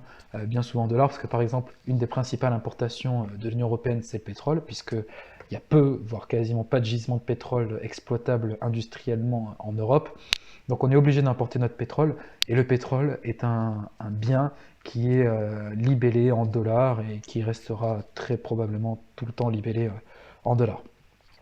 En revanche, la fonction de réserve de valeur est bien réalisée à l'international par l'euro, ce qui serait le côté oui de la réponse. Oui, l'euro est une monnaie internationale si on considère que cette fonction de réserve de valeur, puisqu'on remarque qu'il y a quasiment autant d'obligations libellées en euros qu'en dollars. Alors là, il y a un nouveau terme, sans doute nouveau pour vous, quoique, normalement vous l'avez vu en classe de première. Terme d'obligation, je reviendrai dessus un peu plus tard dans la vidéo. Et donc, chose promise, chose due, la place de l'euro dans le concert international s'apprécie, s'appréhende notamment par rapport à sa position par rapport au dollar. Et donc là, le graphique vous montre bien ce que je vous expliquais tout à l'heure, c'est-à-dire entre 1999 et 2001, on a bien une dépréciation nette et progressive de l'euro par rapport au dollar. Donc au début, on avait 1 euro au lancement de l'euro, 1 euro égale 1,1 dollar quasiment. Et en 2001, on arrive à 1 euro égale 0,9 $, ce qui signifie que pour acheter pour acheter l'équivalent de 90 cents aux États-Unis, il vous fallait 1 euro plein. Pardon. Et puis à partir de 2001, vous avez une augmentation progressive du cours de l'euro par rapport au dollar, jusqu'à atteindre un niveau historique à quasiment 1,5, c'est-à-dire que avec 1 euro, vous pouviez acheter pour l'équivalent de 1,5 $ de biens et services aux États-Unis. Okay, ou avec 1 euro, vous achetiez pour 1,5 $ de pétrole. Donc quand le baril de pétrole est à 150 $, eh bien, vous ne le payez que 100 euros. Donc c'est intéressant de ce point de vue-là d'avoir un euro fort. Puis l'euro est resté globalement fort. Alors le cours s'est déprécié hein, après la crise de 2008, mais il est resté quand même très fort. Alors c'est parce que le dollar a continué à perdre de l'intérêt suite à la crise des subprimes aux yeux des investisseurs internationaux, hein, qui se sont donc réfugiés sur d'autres monnaies comme le yen, mais qui ont continué à accumuler des euros, à demander de l'euro, et donc l'euro a continué à s'apprécier par rapport au dollar.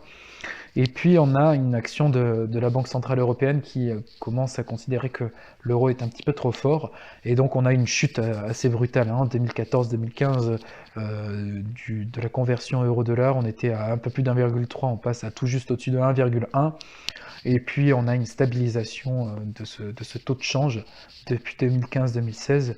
Voilà, ça fait 4-5 ans qu'on oscille autour de cette valeur de 1 pour 1,1 qui semble être du coup une sorte d'équilibre empirique trouvé entre le dollar et l'euro.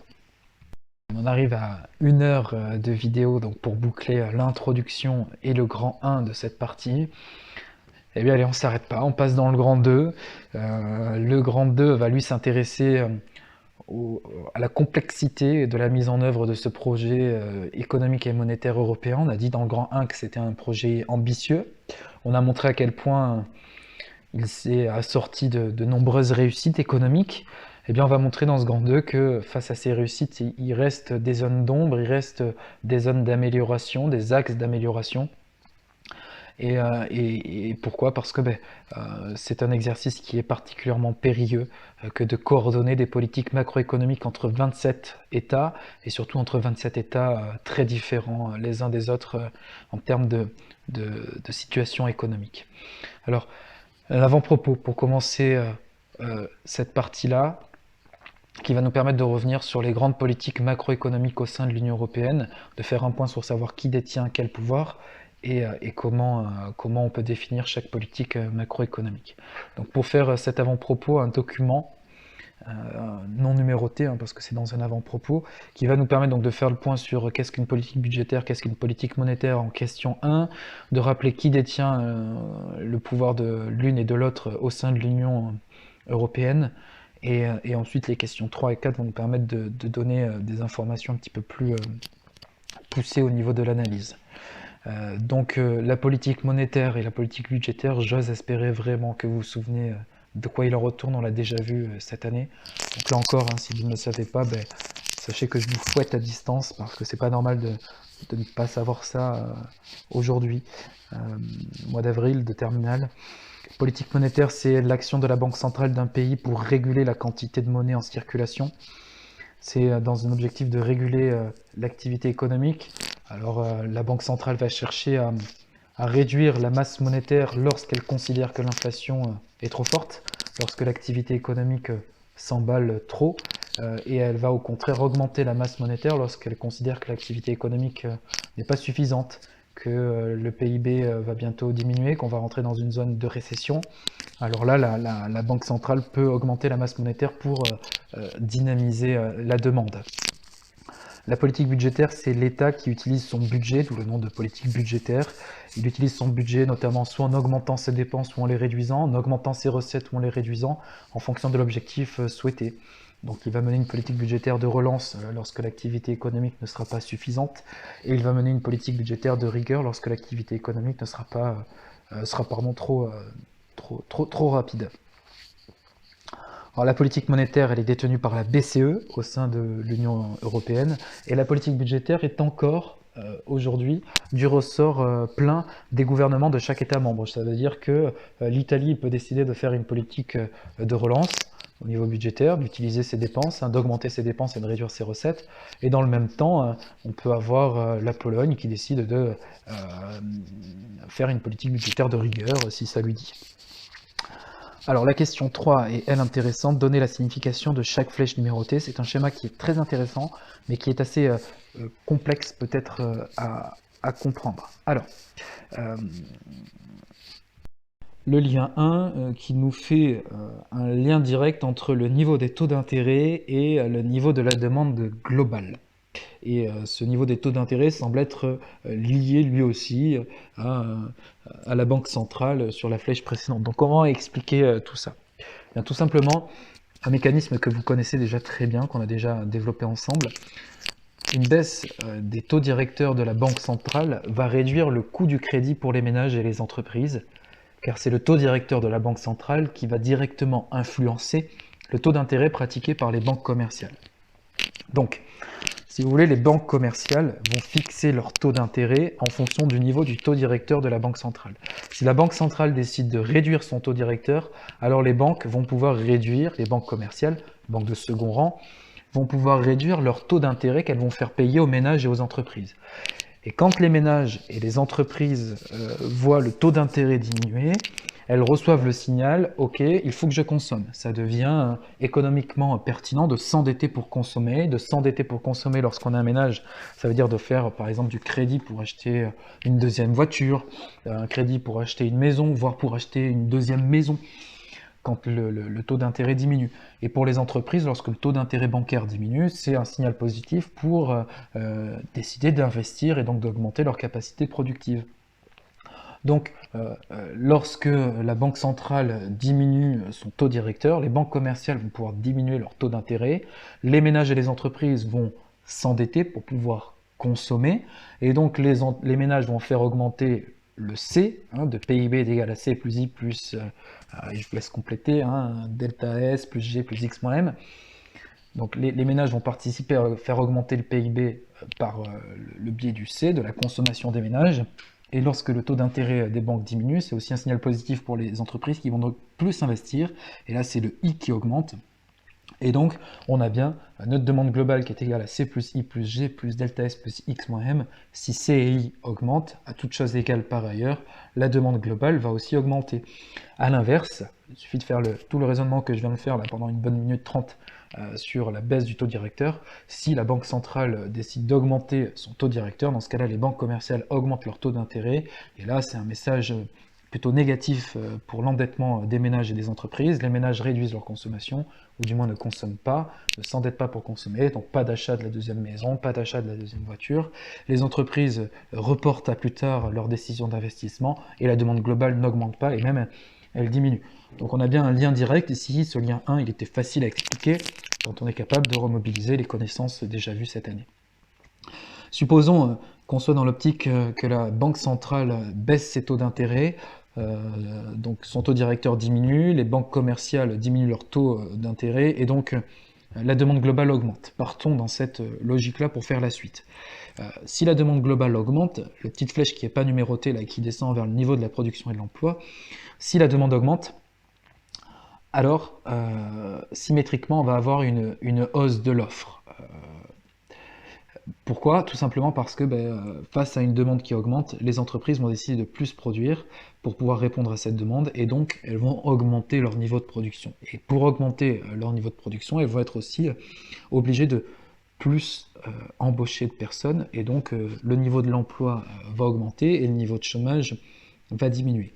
Et là, le petit 2, la flèche numérotée 2, nous dit que ça va influencer le niveau de l'inflation. Pourquoi? Eh bien, on va arriver à un moment où la demande globale augmente, et l'offre suit. Les entreprises arrivent à augmenter leur niveau de production au fur et à mesure au niveau de l'augmentation de la demande globale. Mais on peut arriver à un moment, et c'est notamment le cas lorsque les taux d'intérêt sont très bas, on peut arriver à un moment où l'offre n'arrive plus à suivre l'augmentation de la demande. Donc on arrive très vite à une situation où l'offre n'est pas suffisamment performante, n'est pas suffisamment élevée pour répondre à toute la demande. Et quand on arrive à cette situation, ça veut dire qu'on arrive à une situation où la demande est supérieure à l'offre. Et lorsque la demande devient supérieure à l'offre, on a les prix qui augmentent. Donc cette flèche numérotée 2, eh bien, dans notre cas où la Banque centrale a baissé ses taux d'intérêt, en baissant ses taux d'intérêt, la Banque centrale peut participer à une augmentation de l'inflation. D'où la flèche numéro 3. Si l'inflation augmente, et si notamment pour la Banque centrale l'inflation dépasse les 2%, qui est son objectif d'inflation maximum à avoir, 2% et pas plus, ni moins d'ailleurs, Quand l'inflation dépasse les 2%, ce qui peut arriver le cas, hein, ce qui peut être le cas, pardon, lorsque la demande dépasse l'offre, on peut avoir une inflation qui dépasse allègrement les 2%. Dans ce cas-là, la Banque centrale va réagir. D'où la flèche petit 3. Et la Banque centrale qui reçoit le signal que l'inflation est trop forte, c'est une Banque centrale qui décide non pas de baisser ses taux d'intérêt, mais d'augmenter ses taux d'intérêt et donc d'augmenter son taux directeur. Et si elle augmente son taux directeur, ça veut dire que les banques commerciales vont augmenter leur taux d'intérêt. Et là, on peut reprendre le schéma à partir du 1, et donc le niveau de la demande globale va diminuer, et ainsi on va permettre de maîtriser l'inflation. C'est donc comme ça que la Banque centrale maîtrise l'inflation. Et cette flèche petit 4 nous dit que après le 3, donc dans notre exemple, la Banque centrale augmente son taux d'intérêt, ça va influencer le niveau de la dette et le niveau des déficits publics. Alors, pourquoi? Là, ça semble assez obscur, je le conçois, et c'est normal. J'explique. Le document nous dit que la hausse des taux d'intérêt va influencer le niveau des dettes et des déficits publics.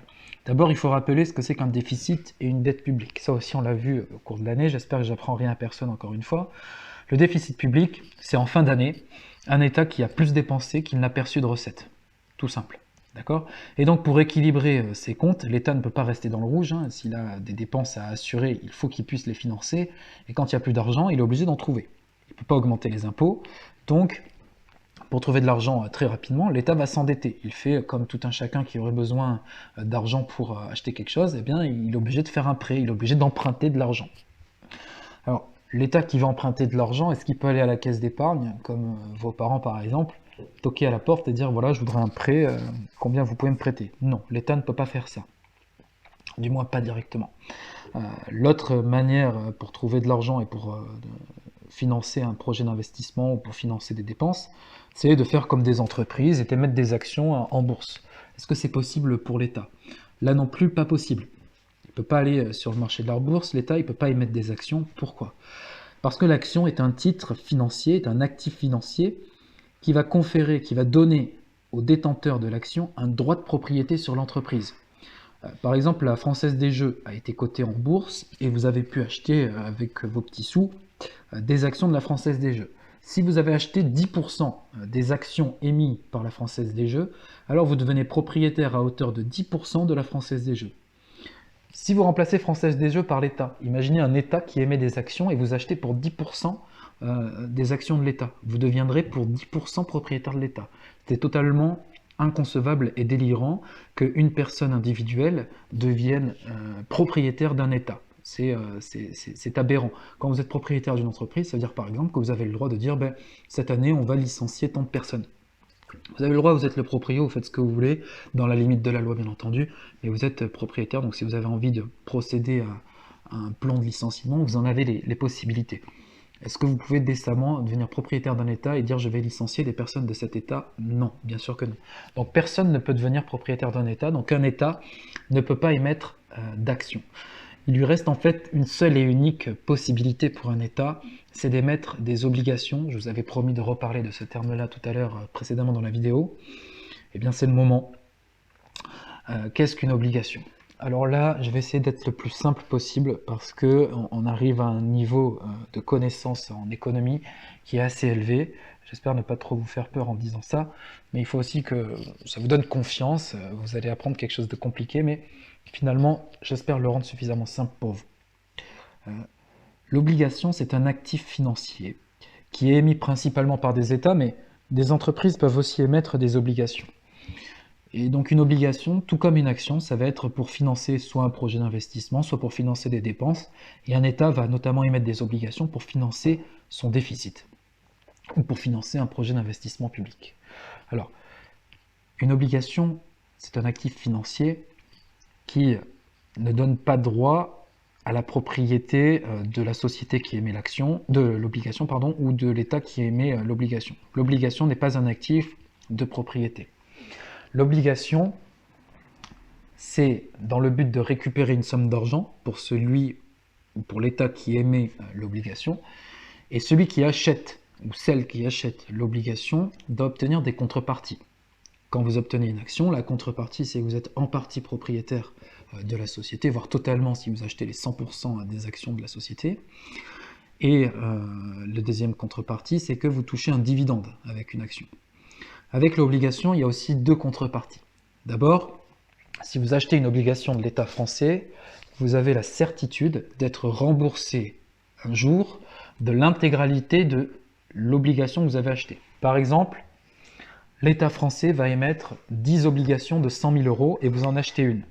Vous êtes sûr, à la fin de vie de l'obligation, que vous allez être remboursé des 100 000 € de l'obligation que vous avez achetée à l'État français. L'État français va vous rembourser. Alors, il vous rembourse quand? Il vous rembourse à l'échéance de l'obligation. Une obligation n'est pas illimitée dans le temps. Elle est même limitée dans le temps. Elle est prévue pour durer un certain temps. Une obligation, ça peut être par exemple 5 ans. Donc, l'État français vous dit, tu m'achètes cette obligation 100 000 €. Dans 5 ans, je te rembourse tes 100 000 €. Et donc, du coup, l'État, pendant 5 ans, il a eu ses 100 000 €, il a pu en faire ce qu'il en voulait. D'accord? Et vous, 5 ans plus tard, vous récupérez vos 100 000 €. Donc, si vous achetez aujourd'hui 3 avril 100 000 €, et bien 3 avril 2020, et bien le 3 avril 2025, l'État vous remboursera intégralement vos 100 000 €. Différencie donc bien l'obligation de l'action, puisque dans le cadre d'une action, par exemple Apple émet une action de 100 000 €, vous l'achetez 100 000 €, il n'y a rien qui vous garantit qu'un jour vous allez récupérer l'intégralité de vos 100 000 €. Rien du tout, Apple ne vous remboursera jamais cette action-là. Ça c'est la première contrepartie, mais vous allez me dire ici, les plus financiers d'entre vous, les plus attirés par le profit d'entre vous vont me dire, mais finalement, l'intérêt est assez limité pour moi. Je donne 100 000 et on me les redonne 5 ans plus tard. Il n'y a pas d'intérêt. Il y a une deuxième contrepartie. En fait, durant la durée de vie de l'obligation, vous allez percevoir chaque année ce que l'on appelle un coupon. Alors, ça y est, ça se complique, hein, je suis au courant, ne vous inquiétez pas. Un coupon, c'est en fait un montant en argent que l'acheteur de l'obligation reçoit de la part de l'émetteur de l'obligation. Si on reprend notre exemple, vous venez d'acheter une obligation de l'État français à échéance 5 ans, et du coup en avril 2021, vous allez percevoir de la part de l'État français votre premier coupon. Donc une somme d'argent de la part de l'État français pour vous remercier d'avoir prêté il y a un an les 100 000 €, qu'il va vous rembourser quoi qu'il arrive dans 5 ans. Et au bout de la première année, vous touchez votre premier coupon, et ce coupon, c'est donc un montant d'argent, et comment est déterminé ce montant d'argent? En fait, c'est un taux d'intérêt, ce coupon. C'est un pourcentage du montant de l'obligation. Par exemple, ça peut être 2%. On verra comment est fixé ce taux, mais ça peut être 2%. Et donc là, en avril 2021, l'État français vous versera l'équivalent de 2% de 100 000 € à titre d'intérêt. Et comment est fixé ce taux d'intérêt? Ce taux d'intérêt va dépendre de deux choses. Il dépend d'abord et surtout du risque représenté par le pays qu'il ne vous rembourse jamais l'obligation. Ça pourrait arriver. Bon, ce risque, en fait, il va dépendre, si vous êtes un investisseur aguerri, et pour tous les investisseurs sur les marchés financiers, il va dépendre du niveau d'endettement du pays. Donc si on a un pays qui est très endetté, comme par exemple la Grèce, vous allez exiger un taux d'intérêt assez élevé. Si le pays est moins endetté que la Grèce, par exemple l'Allemagne, vous n'allez pas pouvoir exiger le même taux d'intérêt parce que l'Allemagne, il y a moins de risques qu'elle ne vous rembourse pas que la Grèce. Par exemple, la Grèce, elle était dans une situation économique et financière inextricable et on lui a permis de ne pas rembourser une partie de ses dettes. D'accord? Donc il y a des prêteurs, des investisseurs qui ont prêté de l'argent à la Grèce qui n'ont jamais récupéré la mise de départ. Ça peut arriver. Moins il y a de risques que ça arrive, moins le taux d'intérêt est élevé. Plus il y a de risques que ça arrive, plus le taux d'intérêt est élevé. C'est assez simple à comprendre. Ce taux d'intérêt, il va aussi dépendre des autres taux d'intérêt pratiqués sur les marchés financiers pour les autres actifs financiers. Et le taux directeur de la Banque centrale est un des principaux taux d'intérêt financiers. Donc, si sur le marché financier, la Banque centrale émet des titres et émet des possibilités de placer de l'argent chez elle à un taux d'intérêt très élevé, alors des investisseurs, par exemple des banques, vont dire bah, écoutez, vous, État français, ok, je veux bien vous prêter 100 000 €, mais d'un autre côté, si ces 100 000 €, je ne vous les prête pas à vous, eh bien, je peux les placer à la Banque centrale à un taux de 3%. Alors, si je vous les prête à vous, il faut que le taux soit supérieur à 3%. Donc, si la Banque centrale augmente ses taux d'intérêt, les investisseurs, les gros investisseurs, donc notamment les banques, vont dire aux États ah bah, ça ne nous intéresse pas trop de vous financer parce qu'on peut placer notre argent auprès de la Banque centrale à un taux bien plus intéressant que le taux que vous proposez. Et donc mécaniquement, les États qui veulent quand même accéder au financement vont être obligés d'augmenter leur taux d'intérêt. Et si le taux d'intérêt de l'obligation augmente, ça veut dire que chaque année, l'État qui a émis l'obligation va être obligé de verser un coupon plus élevé que ce qu'il avait prévu. Et donc ça va renchérir le coût de l'endettement de l'État.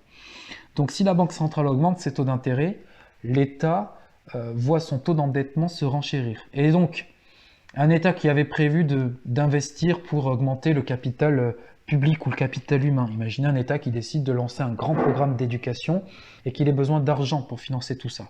Et il se retrouve dans une situation où les taux d'intérêt sont très élevés et où on lui dit on veut bien te prêter l'argent, mais par contre il va falloir nous rémunérer à hauteur de 5% par an de la somme qu'on te prête. Bah, ça peut lui paraître totalement économiquement non rentable de procéder à cet investissement et il va repousser cette dépense-là. Et donc on a des États qui ne sont plus totalement indépendants dans leur gestion budgétaire. Un État qui aurait voulu investir énormément peut se dire, ben là, compte tenu de la situation des marchés financiers, il ne me paraît pas pertinent de m'endetter parce que ça va me coûter trop cher de m'endetter. Donc mon projet d'investir dans l'éducation, par exemple, je le reporte à plus tard, quand le contexte financier me sera plus favorable. Et donc vous avez bien un lien entre la politique monétaire menée par la Banque centrale et la politique budgétaire menée par les États membres. Ce lien, il est exprimé dans la flèche numéro 4 et par tout ce que je viens d'expliquer maintenant. Donc là, je pense que beaucoup, vous allez mettre pause, réécouter tout ce que je viens de dire. Si jamais c'est encore obscur, n'hésitez pas à soit m'interroger directement sur Discord ou par email, ou soit lorsque l'on fera un temps d'échange ensemble. Allez, on termine ce document avec la question 4. Alors oui, les politiques monétaires et budgétaires, bien que exercées par deux entités différentes et autonomes l'une vis-à-vis de l'autre, ces deux politiques économiques sont interdépendantes. Comme je viens de l'expliquer, hein, si la Banque centrale baisse ses taux, elle réduit de fait le coût de l'endettement de l'État, qui peut alors y voir un attrait pour l'endettement et donc augmenter sa demande, ce qui augmentera la demande globale et permettra par exemple de réduire le chômage. Donc une politique monétaire expansive va participer à la bonne mise en œuvre d'une politique budgétaire de relance. Si vous souhaitez mettre en place, vous êtes à la tête de l'État et que vous souhaitez mettre en place une politique budgétaire de relance, mais que dans le même temps la Banque centrale européenne mène une politique monétaire restrictive, alors votre politique budgétaire de relance va vous coûter très cher, très très cher. Donc ces deux politiques sont intimement liées. Et c'est donc ce qu'on va voir dans notre grand A, un grand A qui va s'intéresser donc à l'interdépendance des politiques macroéconomiques au niveau de l'Union européenne, mais une convergence absolue impossible. Je mets un point d'interrogation, c'est quasiment une assertion, hein, c'est quasiment un point normal. C'est ce qu'on va voir. Donc le document 10, où là on va étudier un peu plus en profondeur l'interdépendance supposée, plus que supposée, hein, l'interdépendance des politiques budgétaires. Donc je vous laisse lire le document. Là encore, c'est un document un peu dense au niveau théorique, qui fait aussi un petit peu appel à ce qu'on appelle la théorie des jeux. En économie, on ne va pas rentrer dans le détail de cette théorie, on va rester assez synthétique et assez superficiel, entre guillemets, sur l'extraction de l'information de ce document. On va se concentrer sur l'essentiel du document.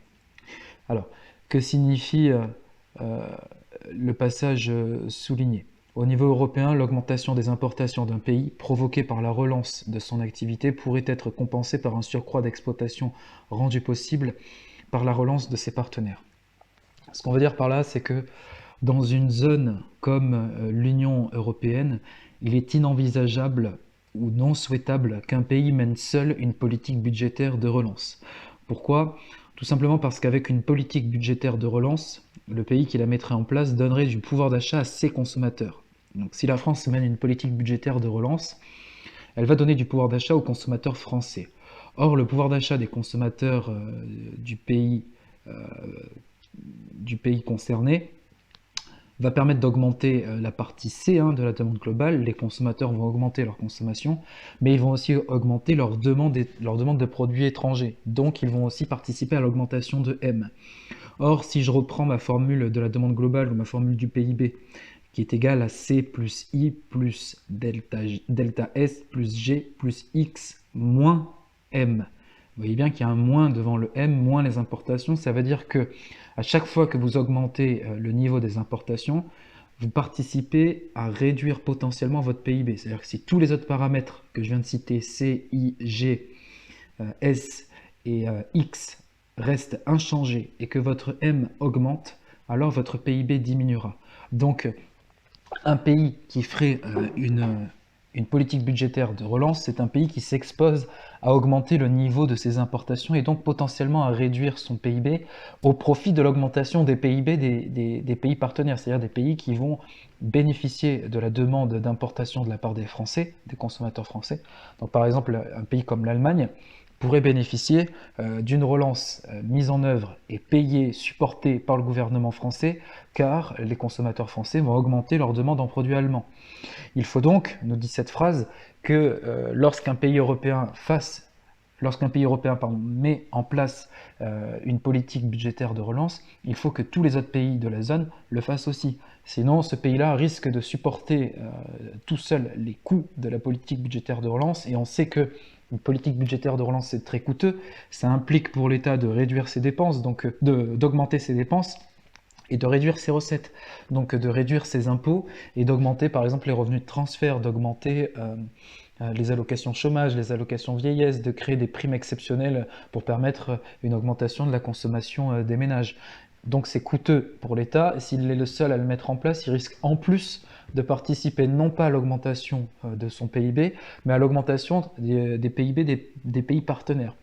Donc dans une zone où en plus il n'y a pas de barrière douanière pour empêcher ou pour ralentir du moins les importations venues des pays partenaires, les barrières douanières n'existant plus, on peut avoir un véritable afflux de biens étrangers sur le territoire national concerné par la politique budgétaire de relance, et donc on pourrait davantage participer à augmenter les importations qu'à augmenter la consommation intérieure.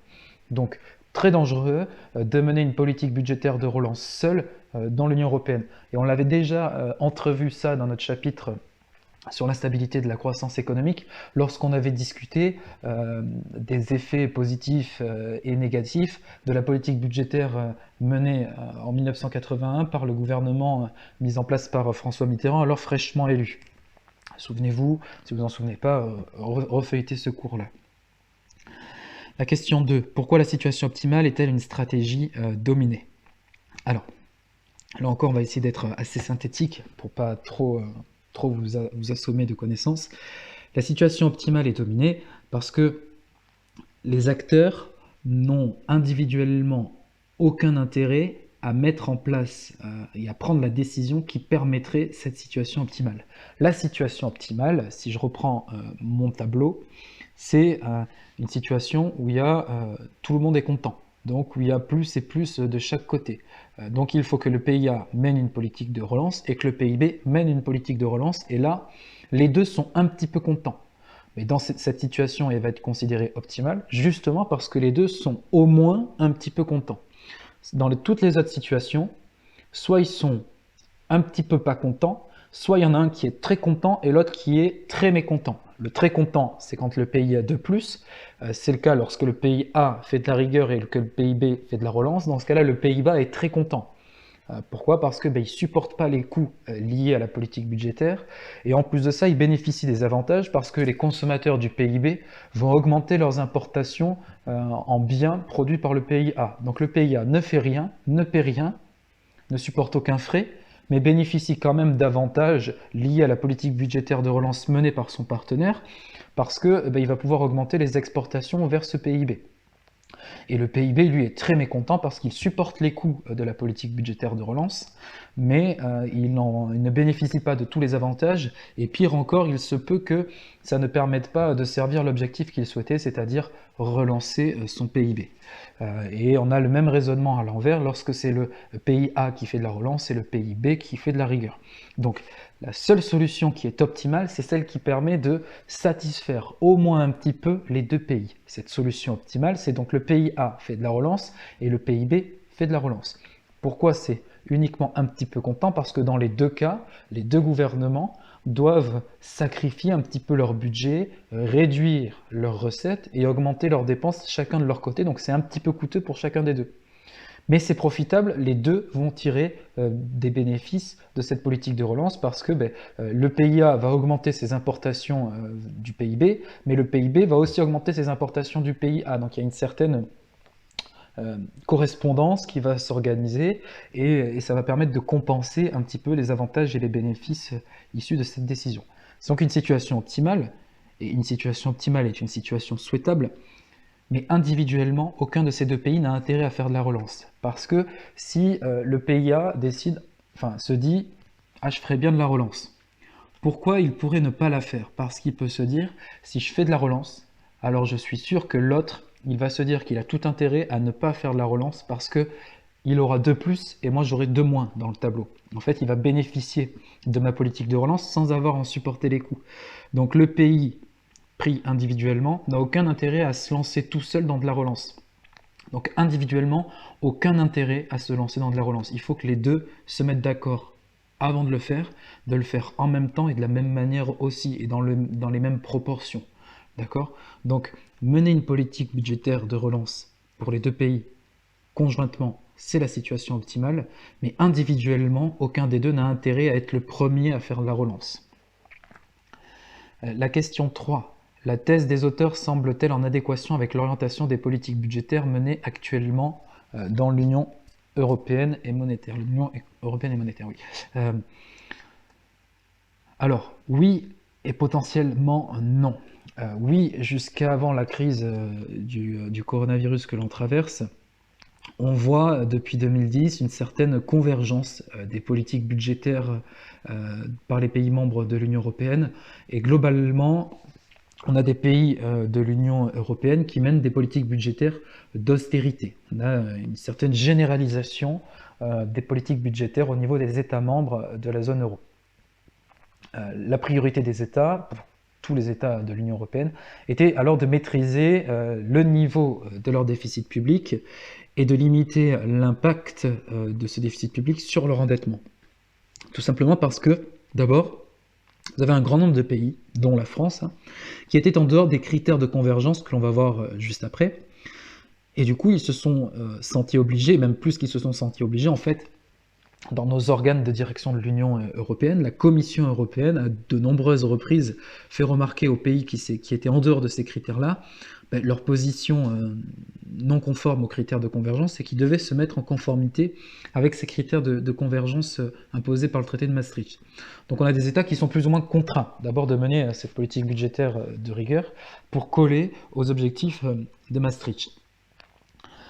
Mais il y a aussi une idée qui est de oui, je suis en dehors des critères de Maastricht, mais je le fais aussi pour le bien de ma population. Alors là, il faut être capable de bien argumenter pour dire à son peuple, à ses citoyens, écoutez, je fais de la rigueur, j'augmente mes impôts et je réduis mes dépenses vers vous, tout simplement parce que je pense à vous. Très compliqué à entendre au niveau du peuple. Alors comment argumenter ça? Eh bien, il y a cette idée que un pays qui s'endette trop, on l'a vu tout à l'heure, c'est un pays qui va réduire ses potentialités d'endettement. On a dit qu'un pays qui veut financer un projet d'investissement, qui doit financer un déficit, ou qui fait face à une crise économique et qui aurait besoin de relancer son activité économique, le gouvernement va être obligé de mener une politique d'investissement public. Pour mener ce projet d'investissement public, il va devoir faire appel à de l'endettement. Il va devoir émettre des obligations. Et on a vu tout à l'heure que sur cette obligation, il va devoir payer un coupon, qui est en fait un taux d'intérêt du montant de l'obligation, et que ce taux d'intérêt dépend notamment du risque que représente le pays de ne pas rembourser l'obligation. On avait vu que la Grèce, par exemple, avait un risque de ne pas rembourser très élevé. Pourquoi le risque de rembourser est très élevé? Parce que la Grèce est déjà très endettée et qu'elle doit déjà beaucoup d'argent à beaucoup de monde. Et donc plus votre pays est endetté, plus le taux d'intérêt demandé par les investisseurs potentiels va être élevé.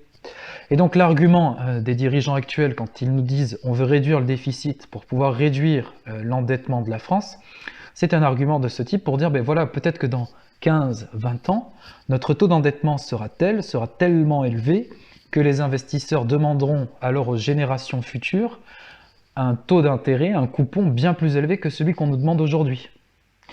Et donc, l'idée, c'est de dire, on maîtrise nos dépenses actuelles pour penser aux générations futures.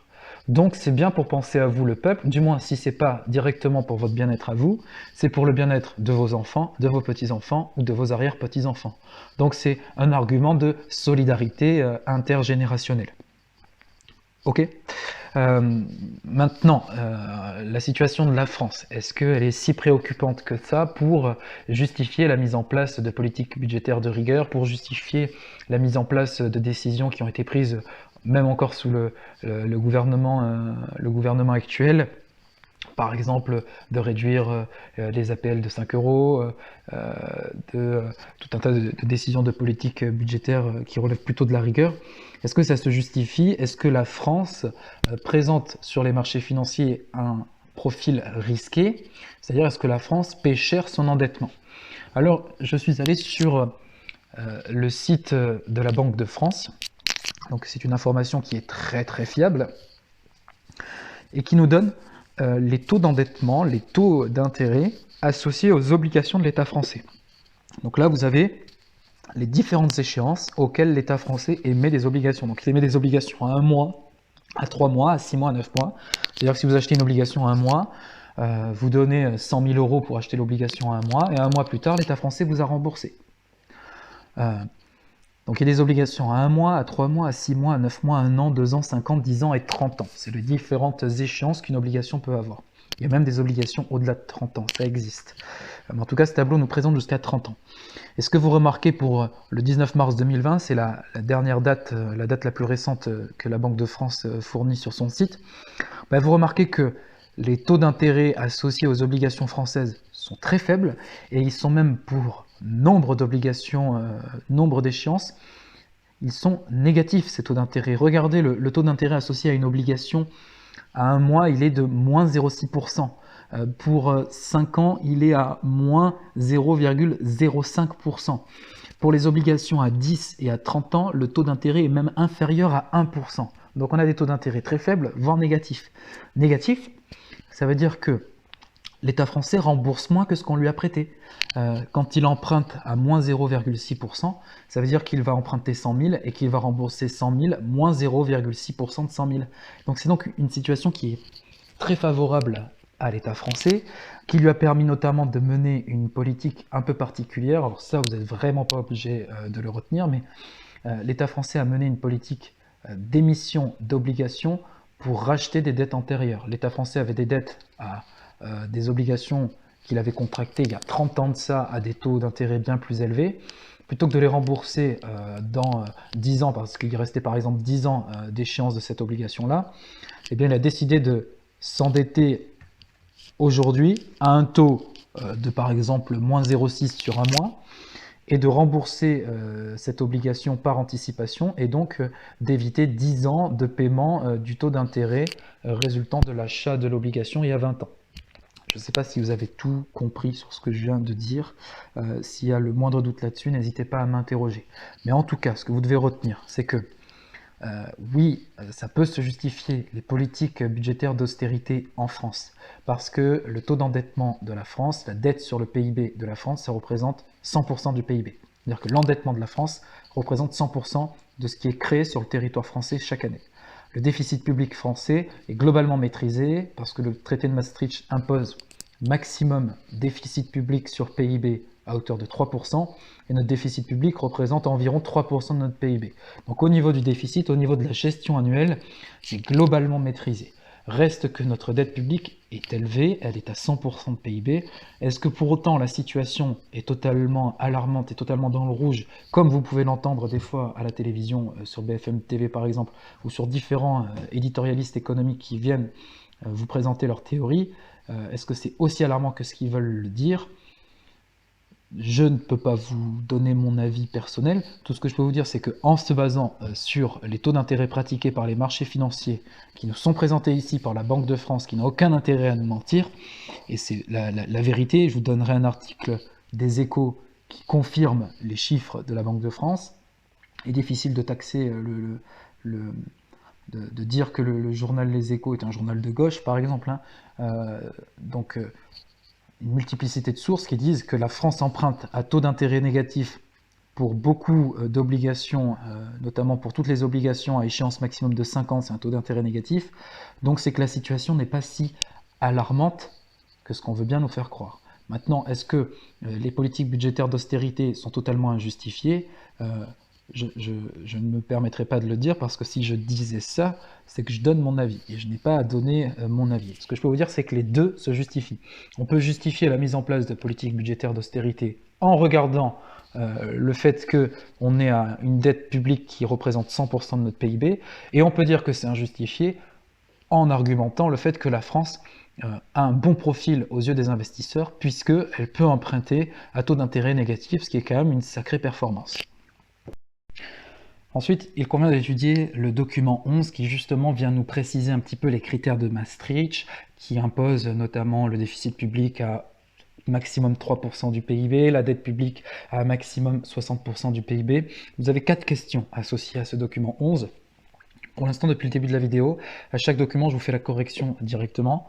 Voilà, maintenant je vais vous mettre un petit peu au travail, comme ça me permet aussi de réduire la durée de la vidéo, de vous mettre en activité, comme si on était en cours. Document 11, vous lisez, vous avez 4 questions, vous y répondez, et on corrigera au moment de notre entretien pour les questions-réponses sur la plateforme Skype, Discord ou la plateforme du CNED. Le document 12. Alors le document 12, ici, on va chercher à montrer, on a vu donc avec le document 10 qu'il y a une nécessité d'interdépendance des politiques macroéconomiques entre États membres.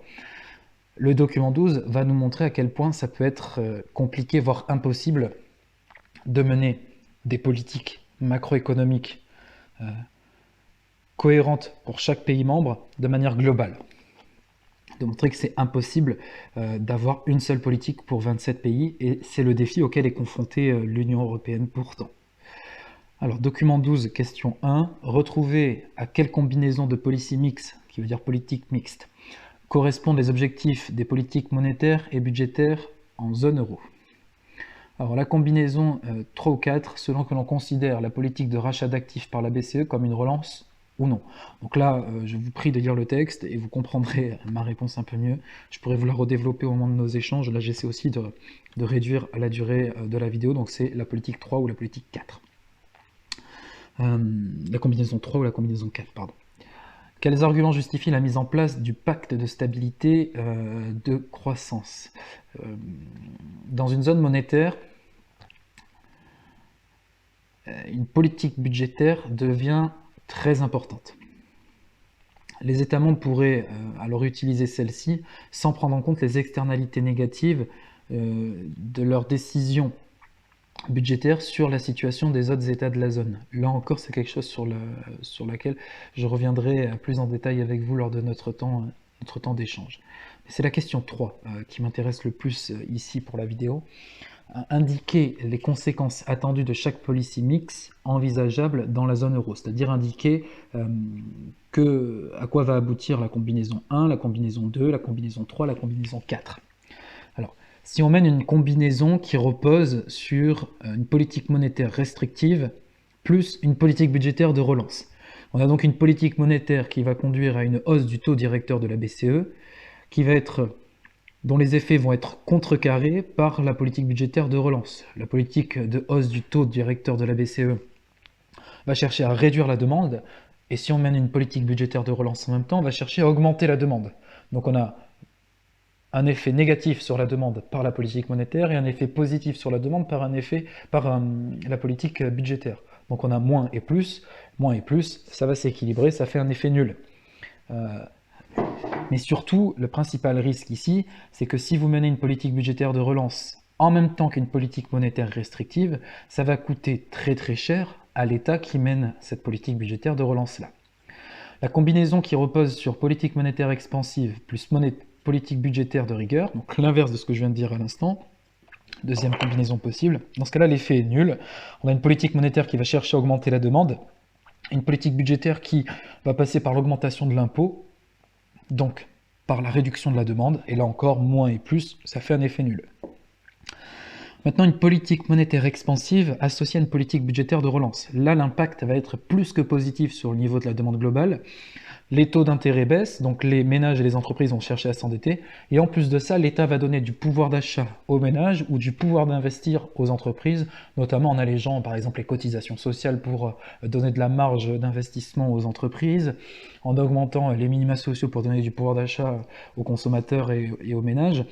Donc on va avoir un impact qui va être très positif sur la demande globale, mais attention, quand on mène ce cocktail-là, ça peut être un cocktail explosif, surtout un cocktail inflationniste. Vous avez deux effets positifs sur le côté de la demande. Donc on peut arriver à une situation où la demande deviendrait supérieure à l'offre et donc une situation où les prix tendraient à augmenter. Dernière combinaison qui nous reste à observer, une politique monétaire restrictive associée à une politique budgétaire de rigueur. Dans ce cas-là, on envoie un message doublement fort à la demande qui est de dire vous allez moins consommer parce qu'on va augmenter les taux d'intérêt, donc votre décision d'investir, vous allez la repousser. Votre décision d'achat immobilier, vous allez la repousser parce que ça va vous coûter trop cher de vous endetter pour acheter une maison. Et ce cocktail-là est très performant si votre objectif est de maîtriser l'inflation. Comment choisir quel cocktail mettre en place, quel menu choisir? Eh bien tout simplement, il faut regarder quelle est la situation économique du pays. Là, ça se complique parce qu'il faut regarder la situation économique des 27 pays. Donc très compliqué si les 27 pays ne rencontrent pas les mêmes problèmes économiques. Mais quels peuvent être les problèmes économiques rencontrés par un pays? Ils peuvent être nombreux. En fait, on en retient 4. Pourquoi on en retient 4? C'est grâce aux travaux d'un économiste, grâce aux travaux de Kaldor, qui nous montre, qui nous donne un outil permettant d'appréhender la situation économique d'un pays, de se rendre compte des forces et des faiblesses présentées par le pays sur sa situation économique.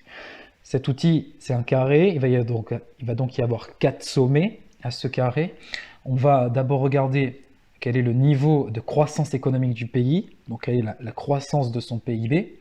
Ensuite, on va regarder sa situation vis-à-vis de X moins M, c'est-à-dire de sa balance commerciale. Donc c'est ce qu'il y a sur la diapo ici, la BTC, la balance des transactions courantes. C'est un peu plus que la balance commerciale, mais si vous retenez que c'est la balance commerciale, c'est-à-dire X moins M, c'est déjà bien. On va aussi regarder son niveau d'inflation. Est-ce que le pays est capable de maîtriser son inflation ou pas? Et enfin, on va regarder le taux de chômage. Est-ce que le pays présente un fort taux de chômage ou un faible taux de chômage? Et regardez bien la graduation des axes. L'axe de la croissance du PIB, ça part du négatif jusqu'à plus 9%. Pour la balance des transactions courantes, c'est exprimé en pourcentage du PIB. Donc le solde de la balance des transactions courantes peut être négatif. Donc ça peut être par exemple comme la France. La France a une balance des transactions courantes négative, à peu près à moins 10 milliards d'euros. Et on rapporte ce moins 10 milliards d'euros au PIB, et ça nous donne, on fait x100, et ça nous donne un pourcentage du PIB de la balance des transactions courantes. Et donc plus c'est positif, plus votre sommet va être élevé. Pareil pour l'inflation, sauf que c'est dans le sens inverse, c'est gradué en décroissant. Plus, si vous voulez avoir un carré parfait, il va falloir une inflation bien maîtrisée, proche des 1% ici. Et pour le taux de chômage, il faut qu'il soit le plus faible possible, bien entendu. Plus le taux de chômage est faible, plus ça signifie que la situation économique est bonne. Et donc, avoir un taux de chômage proche des 2%. Et si vous avez un sommet chômage à 2%, PIB à 9%, balance des transactions courantes à 2% du PIB, et l'inflation qui est que de 1%, vous obtenez alors le maximum possible sur cette échelle de Kaldor et vous obtenez ce qu'on appelle un carré magique. Ça veut dire que vous êtes dans une situation parfaite, une situation idyllique. Alors ça n'existe pas dans la vraie vie, sauf si l'on trafique un petit peu les chiffres, mais sinon c'est quasiment impossible que d'obtenir ce carré magique. Ça, je l'ai trouvé sur le site SES Académie Versailles et je me suis même amusé, et vous pouvez y aller, je vous mets le lien.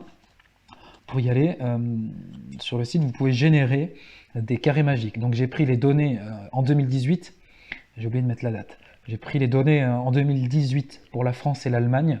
Donc la croissance du PIB en France, la croissance du PIB en Allemagne en 2018, leur valeur pour la balance des transactions courantes. Vous voyez que l'Allemagne a une balance des transactions courantes positive et que la France elle est négative à hauteur de moins 0,7% du PIB. L'inflation c'est quasiment la même en France et en Allemagne. Et le taux de chômage, vous voyez qu'il est bien moins élevé en Allemagne qu'en France. Et donc là vous avez les carrés pour l'Allemagne et pour la France et vous voyez que dans les deux cas, on est assez loin d'avoir un carré magique et que le pays qui s'approche le plus de la situation magique décrite par Kaldor, c'est l'Allemagne. Et sur la base de ce carré magique-là, on peut choisir si l'on mène une politique budgétaire de relance ou de rigueur, et si l'on mène une politique monétaire de relance ou de rigueur. Un pays comme la France, un pays un peu particulier à relancer économiquement, du moins à essayer de faire tendre vers une situation optimale, une situation magique selon Kaldor, puisque là on voit que le PIB est relativement sur une croissance un peu faible, hein, on est à moins de 2%, c'est plutôt bon, mais c'est largement insuffisant pour être sur une situation magique. Donc le PIB pourrait être un peu plus soutenu, et le chômage pourrait être bien moins élevé, on est quasiment à 9% en 2018, on était à 8,8% en vérité. Donc un PIB un peu faible et un taux de chômage élevé, ça nous conduirait à mener une politique budgétaire de relance. D'autant plus que l'inflation est bien maîtrisée, donc on peut se permettre de faire un peu de relance, c'est-à-dire d'augmenter la demande sans prendre trop de risques sur l'évolution des prix, puisque l'inflation est globalement bien maîtrisée, c'est le point positif. Mais si vous menez cette politique budgétaire de relance, regardez déjà la balance des transactions courantes de la France qui est négative. On a un solde négatif qui représente moins 0,8% de notre PIB. Si vous menez une politique budgétaire de relance et que la France le fait seule, on l'a dit tout à l'heure, enfin je viens de le dire tout à l'heure, elle risque d'augmenter encore ses importations et donc de détériorer encore plus sa balance des transactions courantes. Vous voyez, donc même à l'intérieur même d'un pays, c'est compliqué de choisir la bonne politique macroéconomique pour satisfaire au mieux possible et pour améliorer au mieux possible la situation économique d'un pays. Imaginez quand il faut élargir tout ça à 27 pays. Là, je vous mets deux situations différentes. Par exemple, l'Allemagne, elle est quasiment dans une situation parfaite, hein. Le taux de chômage est maîtrisé, 5%, l'inflation est maîtrisée, la balance des transactions courantes est plutôt bonne. Il resterait à avoir un PIB un peu plus soutenu. L'Allemagne pourrait donc se permettre une politique budgétaire de relance, mais est-ce que c'est nécessairement le cas de tous les pays de la zone euro? Pas forcément. Est-ce que la politique budgétaire de relance serait pertinente pour la France? Je ne sais pas. Donc, lorsque on a 27 pays pour lesquels il faut choisir une seule et même politique et un seul et même cocktail de politique à mettre en place, cocktail politique monétaire et politique budgétaire, ça devient très vite très compliqué et inextricable comme situation. La question supplémentaire associée à ce document que j'avais rajouté, c'était à l'aide de ce texte et des liens que vous trouverez ci-après montrer que dans la réalité, peu de pays européens respectent les critères de convergence. Ça, je vous demande de le faire tout seul. Je reviens un petit peu sur la question 3, donc faites bien la question supplémentaire tout seul, on y reviendra ensemble dessus. Sur la réponse à la question 3, là je vous ai mis une version un petit peu actualisée du document 1 que vous trouverez dans votre manuel.